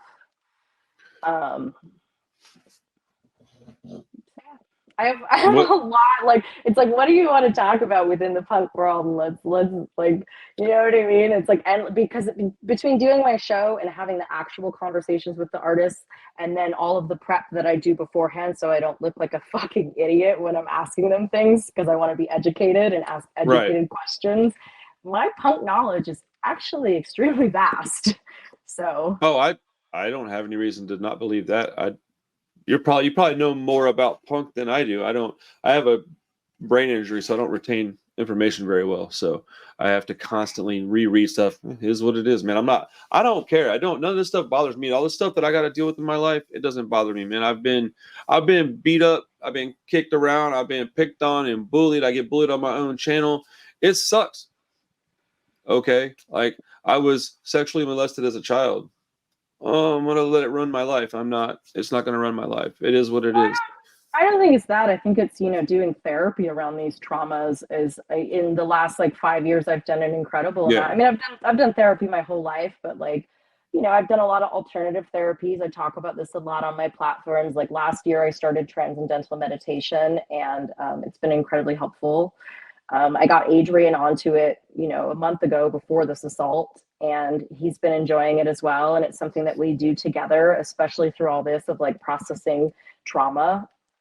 Because transcendental meditation, a lot of people do it for PTSD. It's recommended to a lot of veterans, but also a lot of artists do transcendental meditation because it opens up your creative pathways. Transcendental meditation, is that what you said? Transcendental meditation. And what I personally like about transcendental meditation versus mindfulness meditation, which I've done both, is mindfulness meditation is about quieting the mind. And I've always struggled with that. Whereas transcendental meditation, they encourage you to have thoughts because they say it's your way to release them. Okay. So it's like 20 minutes a day. I did schooling for it last year, did all the courses and learned the technique, and I've really enjoyed it, and I've seen a big difference. And that's where for me I've let go of a lot of things too, of like, it's just accepting more that not everybody's going to like me. I don't want to push my way into places where I'm not welcome because I don't want to be hurt. I don't want to go through these things. And I wish I could take it back and would have not gone to that show that night. The Vegas show of their tour everybody was super friendly. Vegas show was great. Vegas punks are a lot friendlier. LA punks are fucking mean. They're fucking mean. And I don't go to a lot of punk shows in LA except for like the larger ones for that very reason, because I don't want to get hurt. I think punk rock is not a safe space. People have this idea that it's supposed to be a safe space, and I'm not, again, talking about anything to do with you specifically, just in general. Like, there's a lot of violence at punk shows. There's a lot of drinking, a lot of drugs, I would imagine. It's a subculture. It's a bunch of outcasts and people that are, down on their luck. I mean, like, some of the reason that you get the hate that you get is because you're able to go do stuff like transcendental meditation when these kids have no idea what that is. I certainly didn't know what it was. So again, I'm not saying that it's okay to feel that way, but if you want an answer as to why it's happening, this is why it's happening. And yeah, but the thing is, like, Randall, it's been so many years of it happening that I stopped asking the why and stopped begging to be liked and just decided to live my life. Like, I sit here with all my little fucking crystals. I'm a little hippie bitch, and here's my pyrite for prosperity, and here's my moonstone for femininity. And like, I sit and I meditate with my crystals. Like, I'm kind of a hippie punk now, and I just don't want any more negativity because I want a good life for myself. And maybe if these people focus less on me and more on building for themselves, then they could have that too. Because I grew up my whole childhood was fucked. I had a shitty childhood too. That's what makes us get into punk and make ourselves look all fucking nutty. Like, when I go out in public to not punk places, people are just like, what is this hair? But being that we're in 2024 now, it's accepted a lot more than it used to be. So I'm not getting like. Do you put your hair up when you go grocery shopping and stuff, or just when you go to shows? No, but like, for instance, like if I was home and I filmed some content or whatever, like I'm sleeping with my hair up tonight because I have a red carpet event to go to tomorrow, and I don't want to have to sleep with it up. Sometimes, yeah. Damn. Sometimes. I have old man thin hair, so I don't know nothing about spiking my hair up. I never did the spiky hair. I've dyed it a bunch, but I've never had like mohawks and stuff like that. That's not true. When I was like 18, I did, but like I never did the hair thing. Sometimes like I'll go if I'm like dressed, then I'm gonna go like it's tomorrow for my errands. Like I'm gonna hopefully find the time, go get my nails redone before this event, and like I'm just gonna sleep with my hair up tonight because it takes me a lot longer to do it fresh. And with everything I have in my work day tomorrow of like work, want to get my nails done, get ready for this event, I just don't, I don't have the time. It's easier to just sleep with it up. And I kind of just like wrinkle the front ones. Like, it's not just a comfortable sleep. At that point, it's like damage control, trying to fix the stuff they got effed up.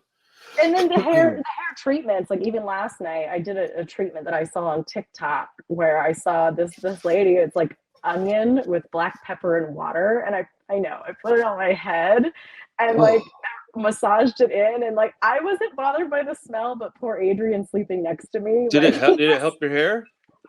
My hair did feel thicker today, I will say. Hey, a win's a win. Have you ever considered getting sorry. No, I was just saying, poor Adrian, he he said like last night he was having dreams about hot dogs because I kind of smelled like a hot dog one in the morning. Yeah, that's rough. Make your pillows smell all bad and shit. Then you gotta buy new ones because it soaked like through the pillowcase onto the actual pillow. Yeah, that's rough. I can't imagine doing that. He has pillow protectors on his pillows at his place. So, but I used to have like when I had like thicker, better hair, I had a pompadour for a long time, and man, I had to have like a pillow that I used for like my top pillow because it was just, and I washed it in just constantly all the time. And it just stayed like gross. I'm so glad that I don't put that shit in my hair anymore. And I use like a what brand did I use? It was like a thinner pomade. It wasn't like that really heavy. I didn't use like Murray's or anything. That shit's, I've never had thick enough hair for that. But have you ever considered getting a mohawk or getting like sleeve tattoos or a chest piece or anything like that? Or is there a particular reason why you don't? Because you're 35, like you said earlier. Is there a particular reason why you never went full out tattoos and then like crazy ass hair? Yeah, there is. And the reason was because I was a working model actress. And sometimes with your job, you need to look different. You know what I mean? Like that makes sense. Like my ex-husband had a mohawk, and when he would go to work, he worked for corporate America job. And when he would go to work, he would put his mohawk down, comb it to the side. He couldn't have his hair colored when he had to be on site with clients, and he would dress in business attire. So, you know, we all do what we got to do when we're making a living, you know? And so for that reason, also too, you know, tattoos are super accepted now. I just never felt the urge to want to do that.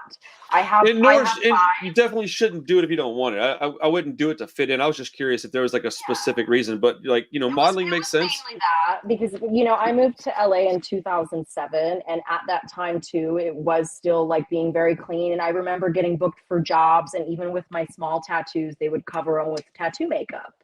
You know, like, so to make me look like what was that? I had to use Dharma Blend. You remember that stuff? Yeah, I think I have some. I had to use that stuff on my neck. Like before I had the Stay Gold, I had a bunch of, I had the Rancid thing, and then I had a bunch of other shit on my side. I had to cover my whole neck and my hands to go work at this hospital. And I obviously didn't make it there very long, man. I couldn't keep doing it. But I mean, I don't want to work a corporate job. I don't want that in my personal life. I mean, I tattooed my hands when I was very young, like 20 years old, 21 maybe. Really, it was a conscious decision to like not go that direction with my life. But like, you know, I wish people would just leave you the fuck alone. Sincerely, like, you know, honestly, Randall, like I've stopped wishing that. What I really I don't want to wish, I want to make it a reality, is that you don't have to like me. You don't have to be nice to me, but don't fucking touch me. Don't fucking touch me. Yeah. I mean, dude, I don't think people should touch you at all. That's for sure. Well, what's going to happen next, Randall, is because this is my reality. If I go to a show, I will have a personal security guard. I'm interviewing some now. I will, because I'm not doing this. Holy crap. I'm not fucking doing this. I'm not doing it anymore. Dude. I'm not doing it. I'm not having the he said, she hit me. No, we're just going to have somebody that some protects dude like me with a camera. No, he'll just be a big You guy. should absolutely have a dude with a camera. Then there is no more questions. I mean, you think you're getting bullied right now. Like, I hope, I'm assuming you're being serious. So, I am being serious. my goodness, dude, if you go to shows with a security guard, that's going to be wild. I don't think you realize how many of your favorite musicians have security guards that just look like their big scary friend that's next to them. That's their security. I don't think you realize that. I do. You know, I do. I just those are their personal securities. So are you really in the kind of danger that would require that? You know, that's the thing. One, we don't ever know what kind of danger I'm in until it happens. Two, I don't want to deal with it, because if I am going out, I'm there to have a good time, and I don't want to be harassed. I don't want to be bothered. Yeah. I just don't want to fucking be bothered. Like, I love meeting my fans, and I always encourage my fans, if you see me out, say hello. I'm happy to meet you. I love meeting them, you know? And that's also what has brought this on, of the people that don't like me, or they feel like they have access to me, because I never know, is it a friend or a foe when somebody comes up? You know what I'm saying? Because I like to meet my fans. They're so sweet. Do you know how many people I have, like, that have my fucking modeling pictures tattooed on their body? It's wild. And that to me is flattering. Someone jerking off to me is not flattering, but someone that gets my picture tattooed on them, that's extremely flattering. I mean, I would say that that's just as creepy. Like, that's insane to me. No, because people get models tattooed on them all the time, right? Like, you get like a pinup girl or something. It's like I've got a pinup girl, but it's not a real person. Yeah, well, some of them are. I mean, yeah. Do you do the pinup thing? I used to, and that was where I was a pinup model for a long time. You can see that on my website, erinmicklow.com. A lot of my work from that. And I started spiking my hair in 2012. and how it became this thing, I just did it because I wanted to, right? My ex-husband did it for me because he had a big mohawk. And I remember being at his place in Germany, and he was like, I was like, I want to have some cool punk hair, but I can't cut my hair because I need to be able to work. And if I cut my hair like a mohawk, like I can't really work. It limits a lot of the work for me as a model and an actress. And I just don't know if I want to commit to that. So I think that's where some of the hatred comes from, is stuff like, and I'm not saying that you should change or anything, but like, they feel like I'm a fair weather punk, and I get it. If someone wants to say that, that's okay. You know? I feel like you say that, but then your actions don't agree with that. Well, that's what I mean by through the therapies I've done, the acceptance I've had to have, because, you know, Randall, we're humans and everybody wants to be liked, but you're just not going to be liked by everybody. That's for sure. We all want to be liked. If you and I specifically didn't want attention, we wouldn't be doing what we do. I mean, I say that of like, you know, they don't have to like me, and they don't. At the end of the day, one, I know the truth about me. I think you kind of like it secretly. I think you secretly like it. No, you know, do I like my work getting out there? Because even in a negative way, you know, people are still talking about you. No, for sure. I think, you like it a little bit. You're feistier than you play off like you are. Well, of course I am, Randall. That's the thing. That's the thing when everybody thinks I'm so soft. You know, I never thought you were soft. That I didn't think. I didn't know, so I wasn't sure. But that's the next thing too. Of like anybody that knows me, a lot of my people close to me, they're like, Erin, you're fucking punker than all these posers because you don't give a fuck. Oh, that's not true. You definitely give a fuck. Like, let's come on. In certain ways, but other ways, I'm just like, at the end of the day, what I've learned as I, you know, mature into the woman that I am and that I'm becoming as a grown woman, I'm not a little girl anymore. Not everybody's going to like me, and I just have to live the best life that I know how. Am I happy at the end of the day? Am I smiling? Do I feel good? Do I feel like I'm treating the people around me well? Do I feel like I'm acting from a good place? And I think because at the end of the day, you have to look at yourself in the mirror. You have to fucking love yourself. And a lot of these people doing this, they don't love themselves. And that's where this comes from. You know, we got into punk because it was a place to go where aggression was okay, right? Because we're angry, we're mad about things, and we don't like our upbringing. We don't like our family, and we don't like the way we're treated, and we don't like the stick we've been given in life, right? So that's where maybe they don't like the girl that gets all the stuff that they want. You know what I'm saying? Like, again, not saying it's okay. Just, this is like a therapy session. I'm learning a lot about me. Shit. You know what I'm saying? But I'm sure they don't. I'm sure they fucking don't, you know? And I'm sorry that makes them feel bad, but you know what? Anybody close to me can speak on how generous I am, you know? Like, and that's, again, have you ever reached out and said, hey, can we talk? Have you ever just tried to do that? To some of there have been ones where we squashed it, right? This is not one of them. I don't desire to reach out to them either. You wouldn't be willing to talk to them? Like, if it was like, let's say if it was on a screen like this and you could talk to them and just like, and somebody, who cares, not me necessarily, anybody could like moderate it and be like, look, I'm going to mute you when I feel like you're talking too much. Like, not you, but like, let's say that they were like, blah, blah, blah, blah, and the person can go click. All right, bro, let her speak, please. Would you be, I'm just asking that. Nobody's mentioned that. I'm being curious. So the thing about that is, I wouldn't trust that they wouldn't use it to lure me to hurt me again, to hurt me further. How could they on a screen? Oh, we're cool now. Like, we should meet up. Let's kick it. I wouldn't. No. That would take time. I agree. You have to be able to take. I need like, trust is earned. So yeah, well, I wouldn't. I'm just talking about like, can we? I'm talking about like, would you be interested in? Hey man, can we just squash whatever's going on so that I can work? Y'all can go do your band. I can go do my content. I can go model. You can go write songs and tour. I can go do what I want to go do. You want to go do what you want to do. Could you please just leave me the fuck alone? And then they could maybe be like, you know what? Fuck it. You're right. Yeah. Like, I just feel like, I don't know that they would be up for that either. I'm just asking you because you're the one I'm talking to right now. It just feels like that would be such a win for like punk rock. You know what I'm saying? Everybody's talking about punk rock, this and that, when I don't think people really want to be unity. I don't think that's the case. I don't think you necessarily want it. I don't think that they necessarily want it. And it sucks, man. It sucks. I think the stickers that were made were tacky. I don't understand them. I don't understand why they would go through the trouble of putting money into something like that if they don't like you so much. Why they put money into it? That's a small amount of money. I had some punks several years ago actually go through the effort to have a custom pinata made of my face to beat the shit out of it at a festival. So when I tell you I've been going through this for years, I'm not kidding. I mean, you're not unique to that, though. Let's be honest. I mean, we've all been through that. I go through it all the time, too. Like, you're not unique. That's not something unique to you. No, Erin. No. But I was beat up by my own friends at a show that ended up not being my friends. I mean, I can give you examples of times where I was treated like shit. That's not a pinata necessarily, but I became one. Is that giving me more points to be the victim? I don't want the points. I think it's just about, like, even those people that did that pinata, I wasn't there. That's insane. That's stupid too. That's really fucking dumb. But like, and I didn't know them. I didn't know who they were, and they took it up to. They actually drove it from Los Angeles to San Francisco for a festival and made a thing about it. Was it like what, like a video or something?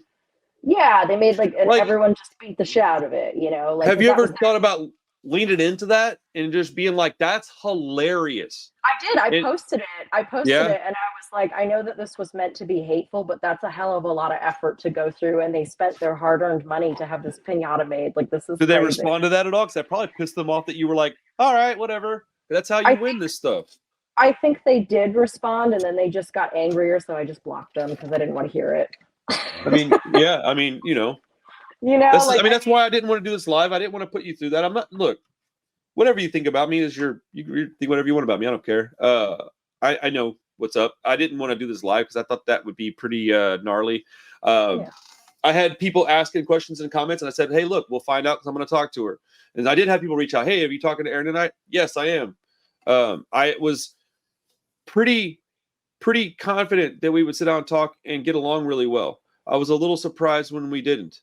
Spicy little pepper, and I think a lot of people, they just want to just, again, I'm kind, but I'm not nice, you know, and I think that that's just something that's come with age and maturity, that I'm no longer here to be a doormat, because I was abused through my childhood, and with that, it creates that you don't know how to stand up for yourself. You don't. And I think that's a lot of my journey at this age that I'm in my mid-30s, is like, stop taking it laying down. Damn it. I need to stand up for myself. This is ridiculous. And I mean, if you ignored it, it would go away likely. Or at least it would temper. It would. I disagree with that. Like, this incident would have gone away, but then there'd be another one, because there have been maybe, but like consistently through the years, consistently. I was walking at Rebellion Festival 3 years ago, to 2019, and I was in the square alone, walking through, coming back into more interviews. My ex-husband was my assistant at the time for my show, so I had him stay with the gear, and I said, hey, I'm gonna go get a drink, and I'll grab you a coffee. I'll be back. Stay with the gear. I go, and there's a crowd of street punks, and I shouldn't have gone that way. I was mad at myself because I relaxed a little too much. And there's a crowd of street punks, and they sit on the street, and they don't buy a ticket to the festival, and they just sit there and get drunk all day. And there's a different way to get back into the building, but it's the long way. And I was like, oh God, this way is so much faster. I walk through the square. They start yelling things at me. I'm outnumbered. There's like dozens of punks, and it's just me by myself. And dozens of punks. Then somebody chucks a bottle at the back of my head, and it lands, and everybody claps and cheers. And in that fucking moment, Randall, I turned around. I started to walk away, and I was like, just drop it. And I said, no, they will keep doing this if I don't fucking stand up for myself. So I went over to him, the punk sitting on the street, because there was one girl that had been yelling things at me all weekend, and I ignored her every time, and I assumed it was her. So I went over to them, and I said, who fucking did this? And they all, little pussies, nobody fucking says, no. And I said, who did it? Tell me who did it. They wouldn't tell who did it. And so I thought it was the girl. So I said, you did it, didn't you? And then she tried to make it, she was bullying me, you know. And then you know what actually happened, Randall? I leave because they won't say who did it. I leave, I go back in to do my work, and I fucking burst into tears because it doesn't feel good to be publicly humiliated and hurt like that. No, it doesn't. 100% agree with that. I mean, you do have to take up for yourself, or you're going to get relentlessly bullied. But at a certain degree, at a certain point, it is a very well known fact. It is proven that if you ignore bullies, after a while they go away. If No, you they lean it, don't. No, they don't. No, they don't, Randall. What okay, the fuck? No, they don't. all right, you're right. Well, in You're my right. experience, they They haven't. don't. Maybe in your experience, you've been lucky and they have. In my No, experience, they I don't think you've ever ignored anybody. Have you? okay. I mean, I just told you in that story, the girl had been yelling things at me all weekend and I ignored it every time. Poser, slut. Wait, And when did you tell me that? You told me that somebody threw a bottle. okay, so I said, yes. No, I'm asking. I'm telling you, somebody threw a bottle, right? Okay. And I said there was a girl in the group that I singled out because I thought it was her because she had been yelling things at me all weekend when she But would you see didn't me say walk that. by. You didn't say that. I did say it. Just watch the playback. I did say it. I did. All right. It was fast and it was a fast story, but you can watch the playback and I did say that. Yeah. It was a lot of information in one. So and no. It's I don't know. I don't know. So let's wrap this up. I really am surprised at the direction this went. I was really wanting to connect with you, and I really thought, and I don't know how you're gonna think about this tomorrow after we soak this all in and go about our evenings, go to bed, wake up, have some time to think about things. I was under the impression that I almost didn't even want to talk to you, to be honest, because I thought, man, I'm gonna really like this girl. She's gonna be cool, and then I'm gonna end up having to be like, I'm gonna start getting shit for like really thinking like these dudes are tripping, and I just man, I swing and miss at that one. I think you're cool. I think you got a lot going for you. I mean, some of the stuff that I see that you do, of course I would like to do it myself. I don't. I'm on my own path. I think a lot of stuff is directed at you due to jealousy. But I also think that you play the victim a lot, and I think that if it went away, it wouldn't be enough. And I'm concerned that like I'm a little concerned for your safety, honestly, at this point. And that sucks. Like, I think, look, I want people to leave you alone because it's unnecessary. If they don't like you, like you said, why do they care? Well, one thing that I've learned is in my personal growth journey, in a lot of the therapy I've done, is that you don't have any control over other people and what they're going to do, right? We only have control over ourselves at the end of the day. So I can only have control over what I say, my actions, the way I treat people, my mindset, the way I move through my day. Do I act with integrity? Am I happy with myself at the end of the day with my behavior? And if I'm not, how do I change it? You know, through one thing of self-awareness through this whole thing, I was numbing a little too much with all this pain that I'm in, physical and emotional. And I was hitting the sauce with the alcohol a little too much. And I was like, you know what? This really isn't serving me. My body feels really unhealthy. And it's me doing that to me. So I need to take responsibility for that. And if I don't like it, I'm going to change it. Right. But Yeah. I don't have control over what people say about me, how they feel about me. You know, like all I can do is be Erin at the end of the day and say, was I kind to that person? Did I act in a way that I feel proud of? And if I didn't, how can I do better next time? You know what I mean? I really wish I did not go to that Los Angeles show that night because none of this would have happened and I would have happily let them have it. It's yours. You guys can have it. You don't want me here. That's fine. I'll go somewhere else. It's yours. Take it. I don't fucking want it. I don't want it. I don't want all the drama that comes with it. You guys sit there and you make your shitty little stickers and you be mad about your lives and all the losses you've had. Because I look at their bios and their bios are like, my mom and my sister or my dad and my sister are dead. And then one of them's an ex-convict. And it's like, you know what? It's a bunch of people that are just skirting accountability because they don't like their lives. And instead of taking responsibility to make a better life for themselves, they're just hating on somebody else and being mad about it. It's like, you know what? Idle hands are trouble hands. Maybe be a little bit busier and work a little bit harder, and then you won't fucking care what I'm doing so much. Just like, I don't have time for their fuckery because I'm out here working and building my life that's good for me. I don't live with these people. I don't know these people. I don't hang out with these people. So I don't care what they do. You want to make some stickers of me? I don't give a shit. Just don't fucking touch me with them. Don't touch me. Don't put them down my cleavage. You want to hand me one? I'd probably take it and walk away because I don't want to fucking hang out with you. Because you suck and I don't like you. Valid points. I mean, honestly, that might be the most impressive thing you said all night to me is, what you, the last 15 seconds of what you said. Yeah. I'm not trying to be friends with these people because I'm not trying to squeeze my way into where I'm not fucking welcome. I didn't know that it was that type of show. And the minute when we realized that and I felt very unsafe was when I was like, hey, come to the bathroom with me so I could pee before we watch our friends band. And then we were going to leave.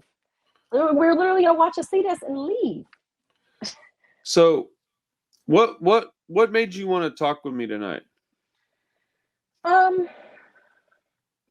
I wanted to start doing my own press around this because I made the choice that I want to bring awareness to this. I want to bring awareness that you can't behave this way and it just go away.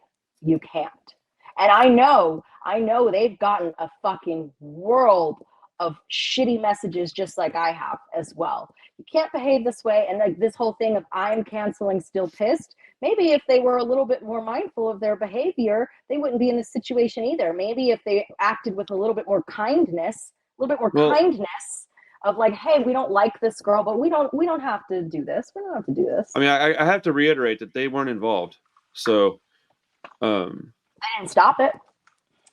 They don't have to. They don't get involved. Why would they they don't like you, like you said. You don't care that they don't like you. If they don't like you and you don't care that they don't like you, why would they stop it, Erin? Like you Because here's the deal with the working bands that I know, the professional big working bands. If a member in their band does something naughty, then the rest of them hurt for it as well because it's business, right? So a member of their band did something naughty. He gave my boyfriend a concussion and now he's in trouble. You can't do that and be off scot-free. So you can't. No, he's not. Your boyfriend inserted himself in a situation. Whether he should have or shouldn't have is not what I'm talking about here. Mm-hmm. And then the situation changed. Do you not think that if this continues, that he's going to suffer from this too? You don't think there's any repercussions that your boyfriend's going to have to deal with because of this not just going away? You don't think that there's going to be something that's going on somewhere, somehow, sometime that he has to deal with because you don't want to let this go? Like, you're like, no, I'm not saying you should. I'm just saying like I'm a little concerned.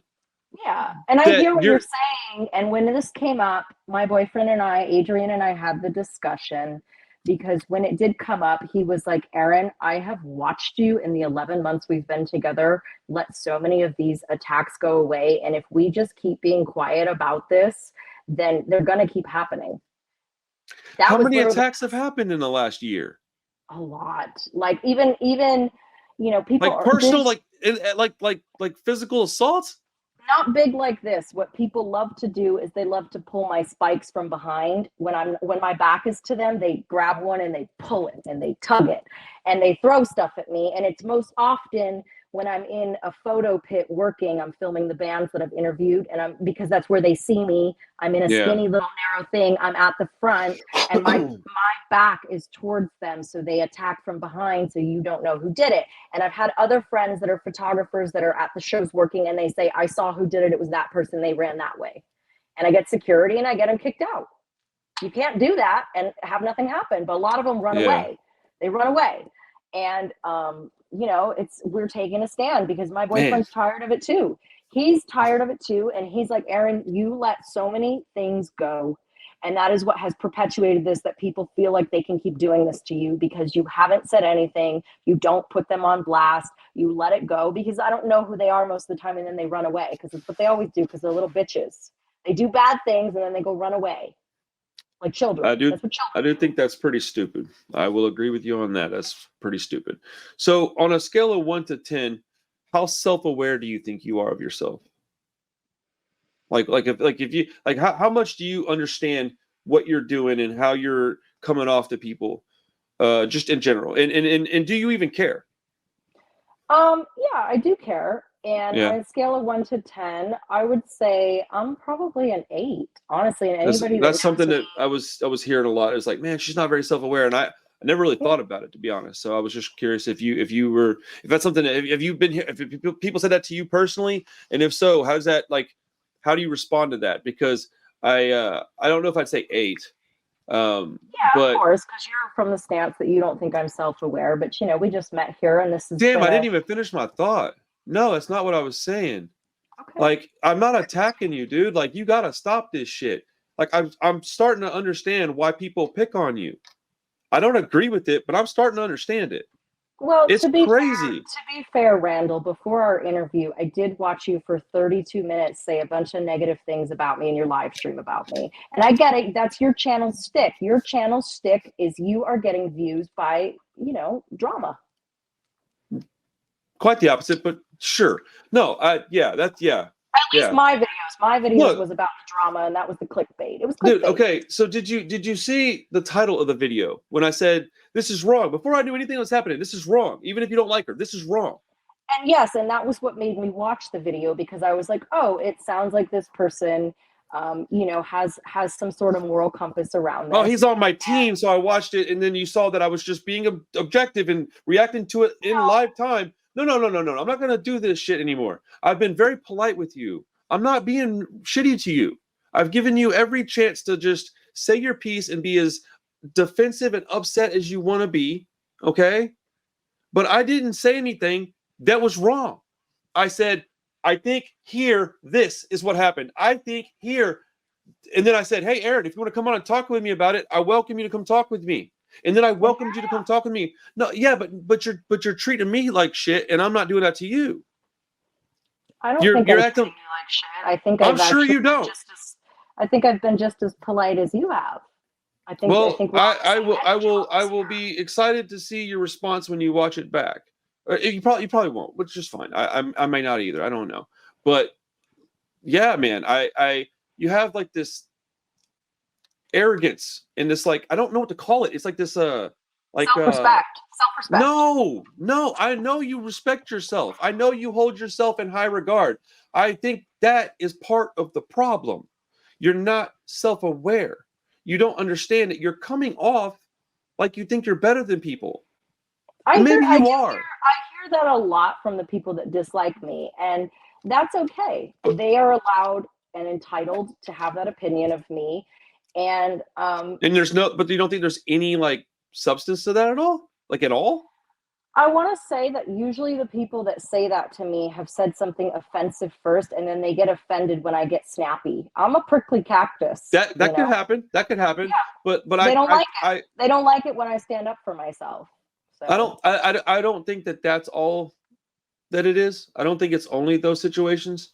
I think that's some of it for sure. I have no doubt in my mind that people say things to you that are completely unwarranted, unfair, and shouldn't happen. yeah, and 100%. in those moments, I have an opportunity to turn and walk away. Maybe I'm going to give a dirty look, or I have an opportunity to open my mouth. And by me saying mean things to other people, it makes me feel like shit at the end of the day. And so I try not to do that, because I don't like myself when I do that. You're I bouncing don't all over the place. You told me earlier you weren't going to take it anymore. Well, when I say I don't say mean things, I mean, you don't hear me out here calling names, or, like being I mean, aggressive in those ways. Like you never once you've hear me referred to them call as little these. bitches a bunch. Does that not constitute as calling names? And Okay, I'm just asking. Like, you're right. don't. You're right. You're right. But as far as more names than that, I don't know, it just feels counterproductive to me. And I'm over here, like you've said in your piece on me, you're like, we're all humans. And, For sure. we're all fucked up in this little punk community. It's what draws a lot of people to it. And I've been on a wellness journey, for the bulk of my 30s, trying to be better, because, yeah, I've done things that I don't like. I've been a shithead. And it comes from being broken and hurt and sad and fucked up, and not knowing how to process your traumas and your emotions. And, it's where therapy's been really helpful for me. Done a fuckload of therapy. I think that is something that maybe you shouldn't talk about so much publicly, because Why? it I does. think therapy is great. Like, why? I do, Why I are do, we I scared do, of I do. No, therapy? no, no, no, no, no. That's not what I meant. I don't mean that we should be like scared of it. Um, Maybe you should encourage people to get therapy and seek therapy if they need it, but constantly talk. Well, I don't know. That might be some of the crowd that I think that a lot of your crowd isn't punk rockers, and that's where a bunch of punk rockers look at it and be like, with the stink eye or whatever, because you do have a certain crowd that you're going to attract outside the punk rock community, because you are doing like red carpet events and you have been in movies and stuff. Like you said, you did magazine covers and things. So that's going to draw a certain section of, let's say, normie folks, excuse me, to your, to be fans of yours. Right. And so when you have a subculture like punk rock and a bunch of dejected, like just honestly shitty drunk punks, and they see that, they're like, ugh, why would I want to be around this? And she's welcoming this. So like, I don't know. I don't guess you need me to explain any of this to you. So I'll stop. But like, I I don't think this is ever going to stop, because I think that the kind of person that you are it's like a magnet for this stuff. Yeah. Whether it's like warranted or not. I don't People, think it's, well. You know what? I do miserable, think some of it's warranted, but I don't think it's okay. yeah, I don't know if that makes any sense. miserable people, misery loves company, right? Like that's a true thing, right? And when you're out there thriving, and I was miserable for a long time. I was fucking miserable. That's And when true. you're When you're doing really well, people are going to hate. Sorry, I not had even a feeling. not even gonna hate, but like, it's a reflection of themselves and what they don't have that they want, right? So they're like, how can I take that? How can I take it away? Because I can't stand to see somebody else happy. To a degree, but I also think there's a certain amount of like insincerity in like what people see when they see you. When they see Yeah. you, they see a woman that can very easily uh, go from being punk rock chick, spiky hair, to Stepford wife. All right. Yeah. Whether I get that that. means I get it. whether that means that they should then say some neat, mean stuff to you. Of course, that doesn't mean they should do that, but that's why, because it does kind of uh, project a certain amount of insincerity, and Yeah, and uh, that was another fork in the road that I had to cross in my 20s, right? I'm In sure. my 20s, I learning how to be a person, learning how to be yourself, and that was the thing. It was either I stifle my true self and who I feel that I am and how I like to express myself, so I am more outwardly accepted, or I just be myself. And at the end of the day, I'm really happy with me and the woman that I'm becoming and the people that are close to me and the way we treat each other, because I feel very supported in my personal life and in my close circles now. And I can say that when I was maybe more outwardly accepted, I fucking hated my home life. I was miserable. I was being abused. I hated myself. And I just was unhappy all the time, And I feel like I'm finally at a place in my life where even when the things get hard like this, I'm still thriving and I'm still happy for the most part. Like right now, I'm not super happy. And right now it's hard, but this is just a rough patch. And that's really what it is at the end of the day. You have to go home to your kids and your wife and look at yourself in the mirror and say, did I do a good job today providing for my wife, providing for my kids? Do I feel like I was a good dad? I was supportive. Do I feel happy in my relationships right now? Fuck what everybody else says. It's your life. You have your life to live the way that you see best. And, I'm not going to apologize for being myself. You don't have to like it, Are but you just, are you really being yourself? I feel like I am. And I'm Yeah. sorry if it comes off as disingenuous, because I do hear that a lot from people. I Do you? do. But the Yeah. people close to me don't tell me that. My, Well, they're my, not gonna. They're not gonna. Even if they think that, they're not gonna. here's the Like, thing, Randall.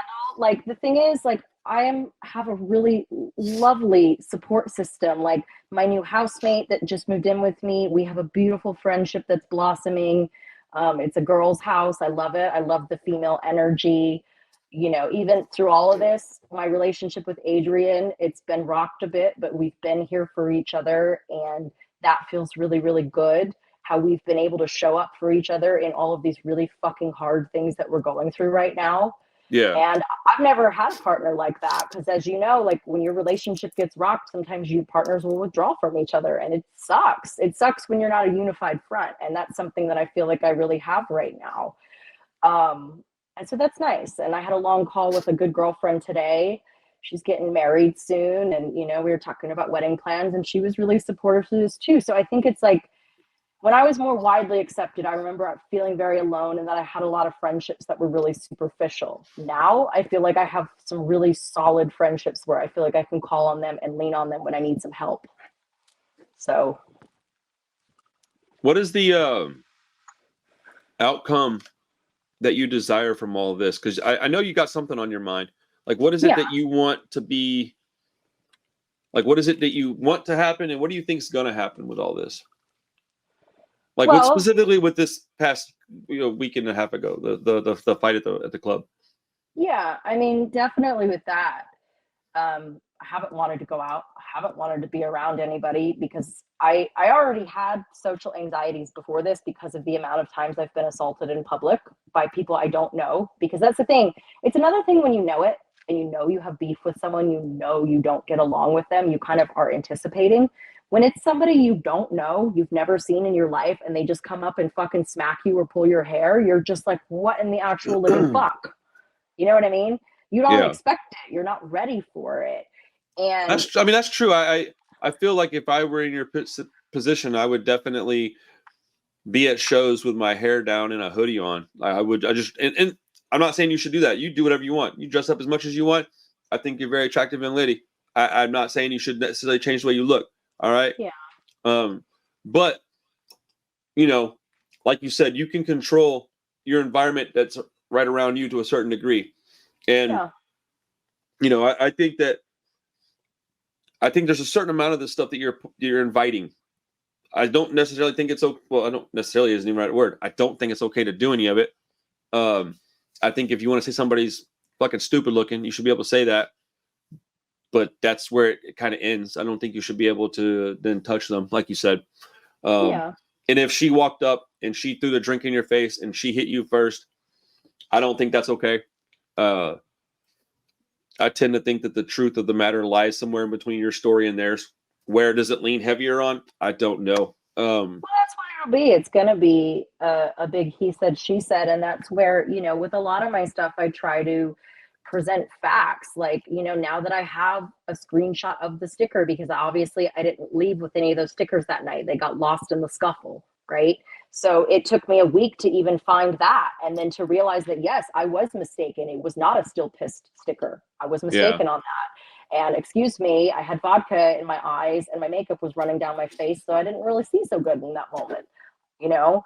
But I admit that, and I was going to make a follow-up statement about that and a post about it. But then also the fact that we were spotted on the way to the show, like taking my new classic car out, it is a car that turns heads. So we knew, right?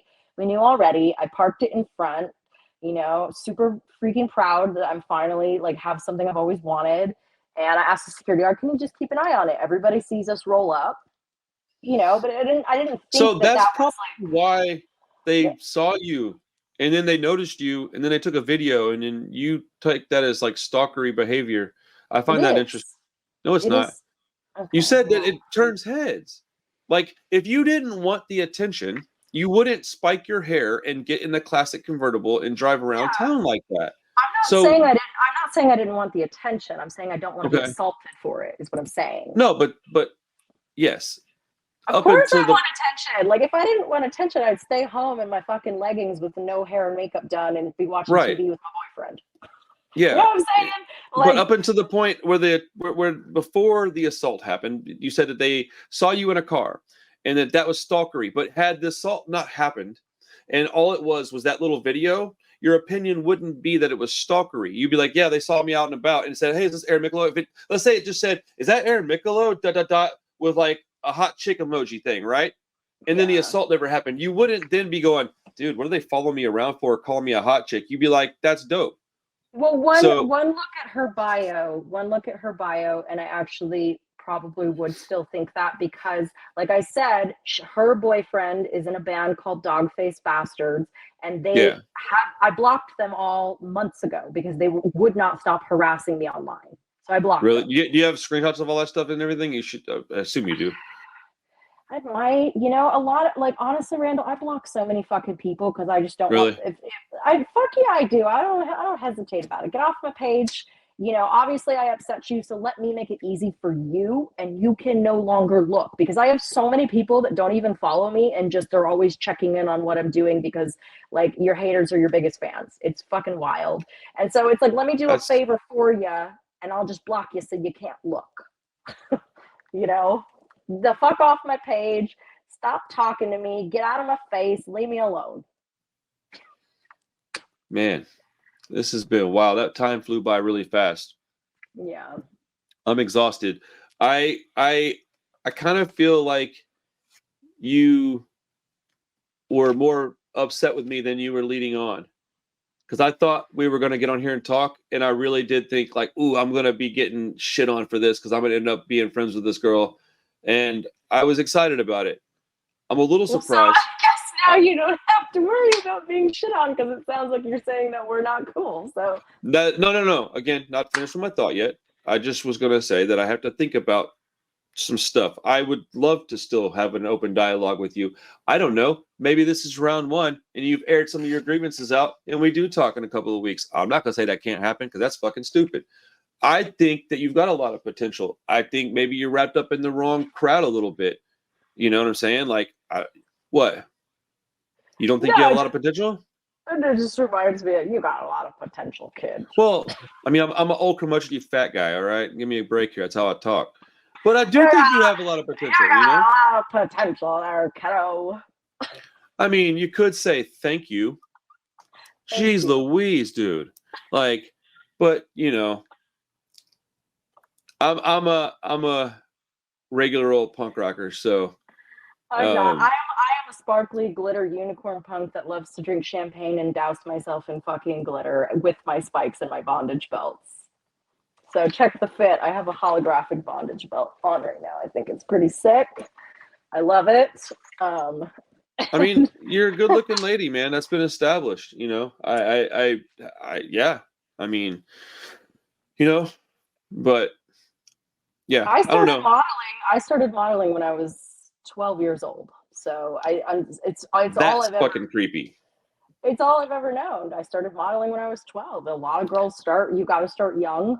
And then I think a lot of people are mad about how I put myself together. And you know what, when it's what you've done for a long time and that's what you know, I don't know what to say. Like, I'm sorry that I offend you with my presentation of myself.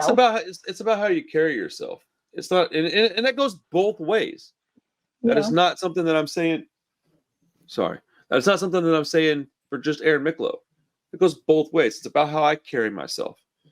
It's about how dog-faced bastards carry themselves. Why did they care so much about you to put your face on a sticker? I don't know. I wasn't around. Maybe you said something to them. It's the poster child. It's the let's all get on board. We hate her. Get out of our scene.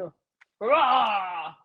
I mean, maybe. I feel like you kind of. Come on. The sticker said culture, not costume, and it had me, and it had 3 other musicians that I've also interviewed on the sticker as well. Their faces. It had Yewani from the band Rum Kicks. Yeah, I didn't understand the Rum Kicks thing on there. I understood why you were on there. Yeah, didn't understand why they were on there. Anybody watching should watch my interview with the Rum Kicks. They're fucking lovely. Yewani gets the same shit that I do, where they call us plastic punks. Yeah, fuck yeah, we talked about it in our interview. Watch it. Search Erin Micklow Rum Kicks. They're the shit. I love them. She works really hard for her band. They're touring the U.S. right now. They're with the Starving Wolves right now, aren't they? Yes, they are. Yeah, and, David's a good dude. She works super fucking hard. And I hate all this drama stuff. It's exhausting. Yeah, and then it had my friend Jason on it from the Infirmities as well. I've interviewed him, and he's always been wonderful to me. That he gets shit for his really unique facial hair and his super perfect mohawk, and he gets shit too. Like, we put ourselves together in unique ways, and people don't like it because it's not their idea of what punk should look like, and they're mad about it. Well, just let me be myself and you go be yourself. If you want to look like all the other crust punks in the group, that's your prerogative. If I don't want to look like that, that's my prerogative. Yeah, I mean, how do you feel about them saying stuff to you when you're out and about? Like, if they say stuff to you, but they don't touch you, they just say stuff, right? Like, you want them to shut up too? You know what? With that, I don't like it because nobody likes to be talked shit to, but most of the time just I walk away because it's not worth it, because that's what instigates more fights, right. That's when things do turn into like violence. Like, fuck you, bah, right. bah. And it's just like, oh my God, I don't have time for this. We're too old. How would you feel like getting in a fight now at a show with your age and your 3 children? You would feel me really personally, old, I don't bother me. If it's something's got to happen, it's got to happen. But aren't you worried about if you get hurt for your kids' safety? Like, aren't you worried that you're not going to be able to be there as a dad for them if you got hurt? To a certain degree, yes. To a certain degree, yes. But I to a fault probably. What about your wife? Like, wouldn't she be so scared for you? Probably like, oh my God, my baby's hurt. My baby's hurt. Like, I can't have you being hurt, you know? Like, I'm not a big, tough, scary, strong dude, but I'm a tough man. And I think I also wouldn't put myself in a situation that would get me like that. Now, in my 20s, I certainly did. I like inserted myself like, hey, let's go to a show and start some shit. All right. Now, I don't know how old all the folks are that are doing all this to you, but I feel like it's activities that like people in their 20s do. So I don't know. Actually, Jesse is my age. He's 35. Jesse. Yeah, Jesse's a little closer to my age for sure. But like, you know, no, I don't think like that. Like, I don't get scared of stuff like that. I don't, and it's not necessarily a good thing. I'm not saying that it is. I'm my children are my life. So I don't even go to as many shows as I used to. Part of it's because I live far out from Houston now. I live out in the sticks, you know what I'm saying? But like, you have other financial responsibilities. Show tickets are expensive. Yeah, because okay, you say one woman show. I actually am a one man show. You have people that help you with photography and stuff, right? No, I don't. It's just me. You carry the cameras? Yeah, I do. Okay, I thought you told me something other.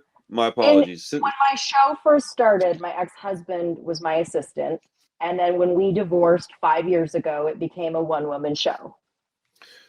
Wait, so at these concerts when you're getting interviews, you're holding the camera? I have it on a tripod with a monitor on it. Oh, that's okay. Oh, that makes sense. So, okay. Well, then I misunderstood what you said earlier. That's all I got to say then, because I don't have any help with anything, and so I'm far, so I don't go to as much because I don't really want to go to shows if I can't film. That's kind of what I like to do. I don't enjoy standing anymore. I don't have the knees to go get in a pit, so I go to film, and that's what I get out of it. But yeah. Well, then I misunderstood what you said, so my apologies, because I was definitely thinking. I thought you said that you had, for some reason, I thought you said that you had to pay for the cameraman, you had to pay for the editor. No, in 2022, I hired a video editor, but for the first, that's dope. From 2017 to 2022, I did all the editing myself. And so do you have an editor now, though? Yeah, because I want an editor so bad. If I could afford that, I would absolutely do that. That's like probably like my first or second goal is to get help editing. That, and then this is my actual master bedroom. So like the closet is where I print all my clothes. The bathroom is where I make all my screens. This is where I film everything. But my first or second goal would to be get help with editing, and then get like a dedicated like office space to where I could film in. So do you do all of it in your house? No, this is I'm the interviews are in person at shows with the artists backstage. Yeah, you do a lot of stuff at shows. And then I'm in the photo pit filming, which is where I mentioned. What's a photo pit? What is that? The place where the photographers go to film and shoot the bands. It's the. I guess I don't go to shows that are big like that to have like a place. The space that's in front of the stage. There's a barricade and there's a small little space. I don't see that kind of stuff at shows. Oh, yeah. Yeah. There was one for MXPX, and it's where the Oh, okay. So it's where okay. So or sorry. festivals. There's always photo pits, and it's the Oh, where space for security stands. yeah. Got you.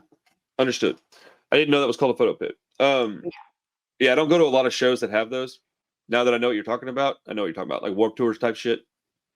Yeah, Yeah, I don't go to the like a little bit bigger, shows. like bigger venues with like Yeah. 500 to 1,000 capacity versus 150. Yeah, I don't really Yeah, go to many little shows anymore because it's not safe for me. I just stopped going to them. It's easier for me to just not go.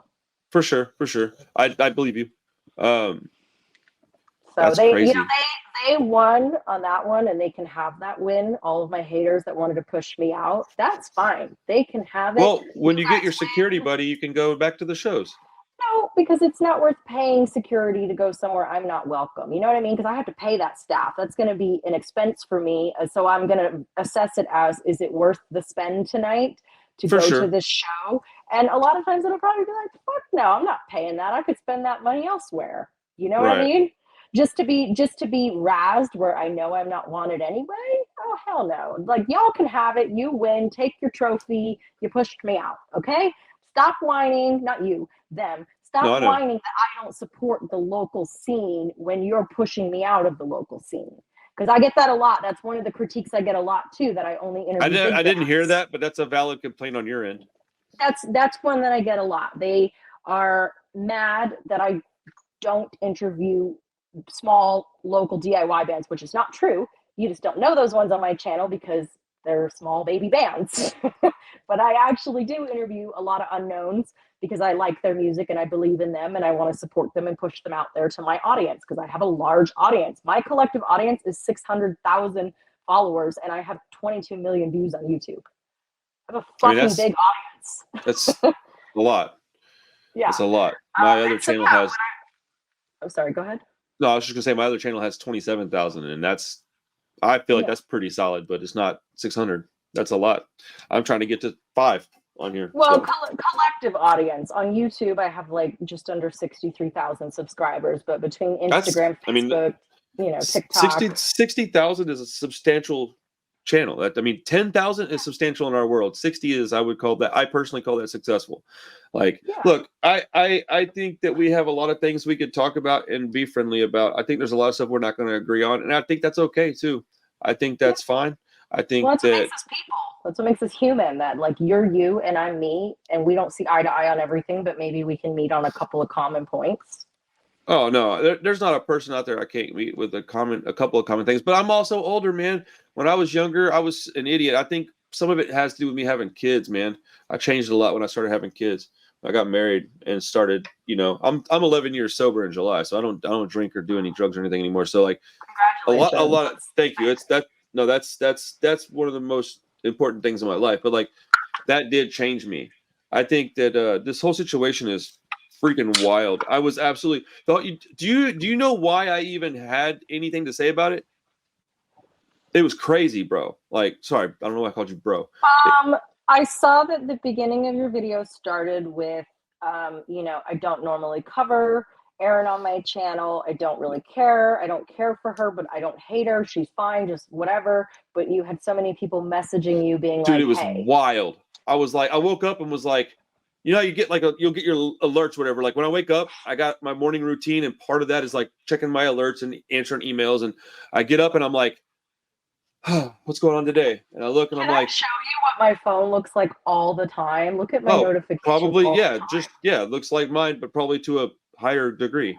It's just overwhelming. Like honestly, I have a lot of my notifications turned off, especially in all this, Yeah. because reading them was just really taking a toll on my mental health. And Yeah, I everybody wouldn't that read those if I were you. It's not going to help you at no, all. it wasn't. I was for a minute, and then it was just like too overwhelming, and I stopped. And like I'm really, really grateful for the support system I have because I received a lot of text messages and phone calls from friends that were checking on me, and that's what really matters in this. Not to say who was wrong in this, that, but just to be like, hey, girl, are you fine? And I'm like, no, I'm not fucking fine. Yeah, I deleted 3 comments, which is the first time I've ever done that. And I think YouTube removed a handful, but I was getting bombarded with questions, and I was like, I don't know what you're talking about. Don't ask me to ask anybody what's up with something when I have no idea what you're talking about.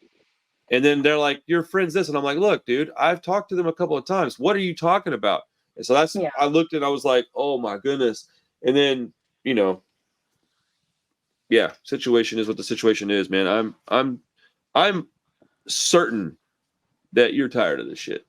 Positive. I'm exhausted. I'm tired. I just I want know to.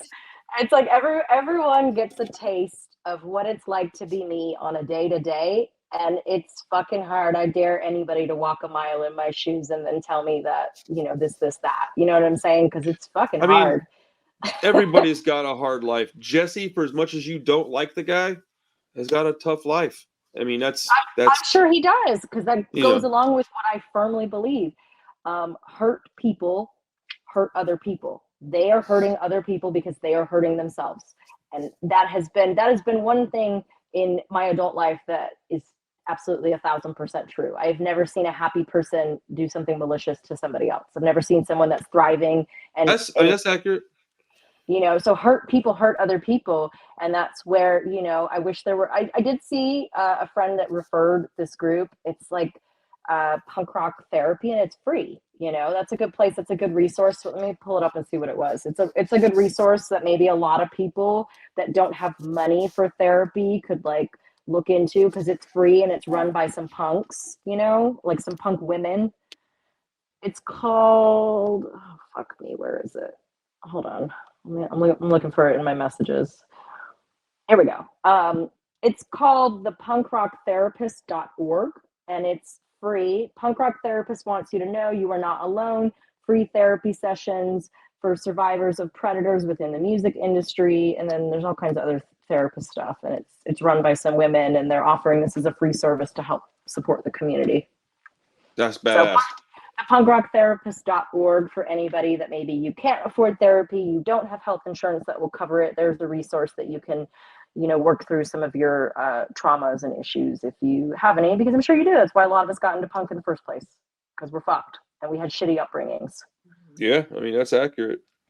So, well, I'm exhausted, to be honest with you. I'm exhausted. same. I hope you got out of this what you wanted. I hope that I was as welcoming as I feel like I was. Yeah, my line is open. You got something to say to me or whatever, you got questions or comments or grievances, or you want to yell at me about something, let me know. Everybody's watching this, dude. Thank you guys so much. Go check out Erin's channel, Last Rockers TV. It's Last Rockers TV, correct? Yeah, you can just search my name on YouTube. And Erin Micklow. Much as she's not gonna want to hear this, go check out Still Pissed. Go check out Dogface Bastards. See if you like those guys. If you hate those dudes, yeah, man, this is a wild world. If nothing else, man, I'm talking to my audience right now. Dude, chill out, bro.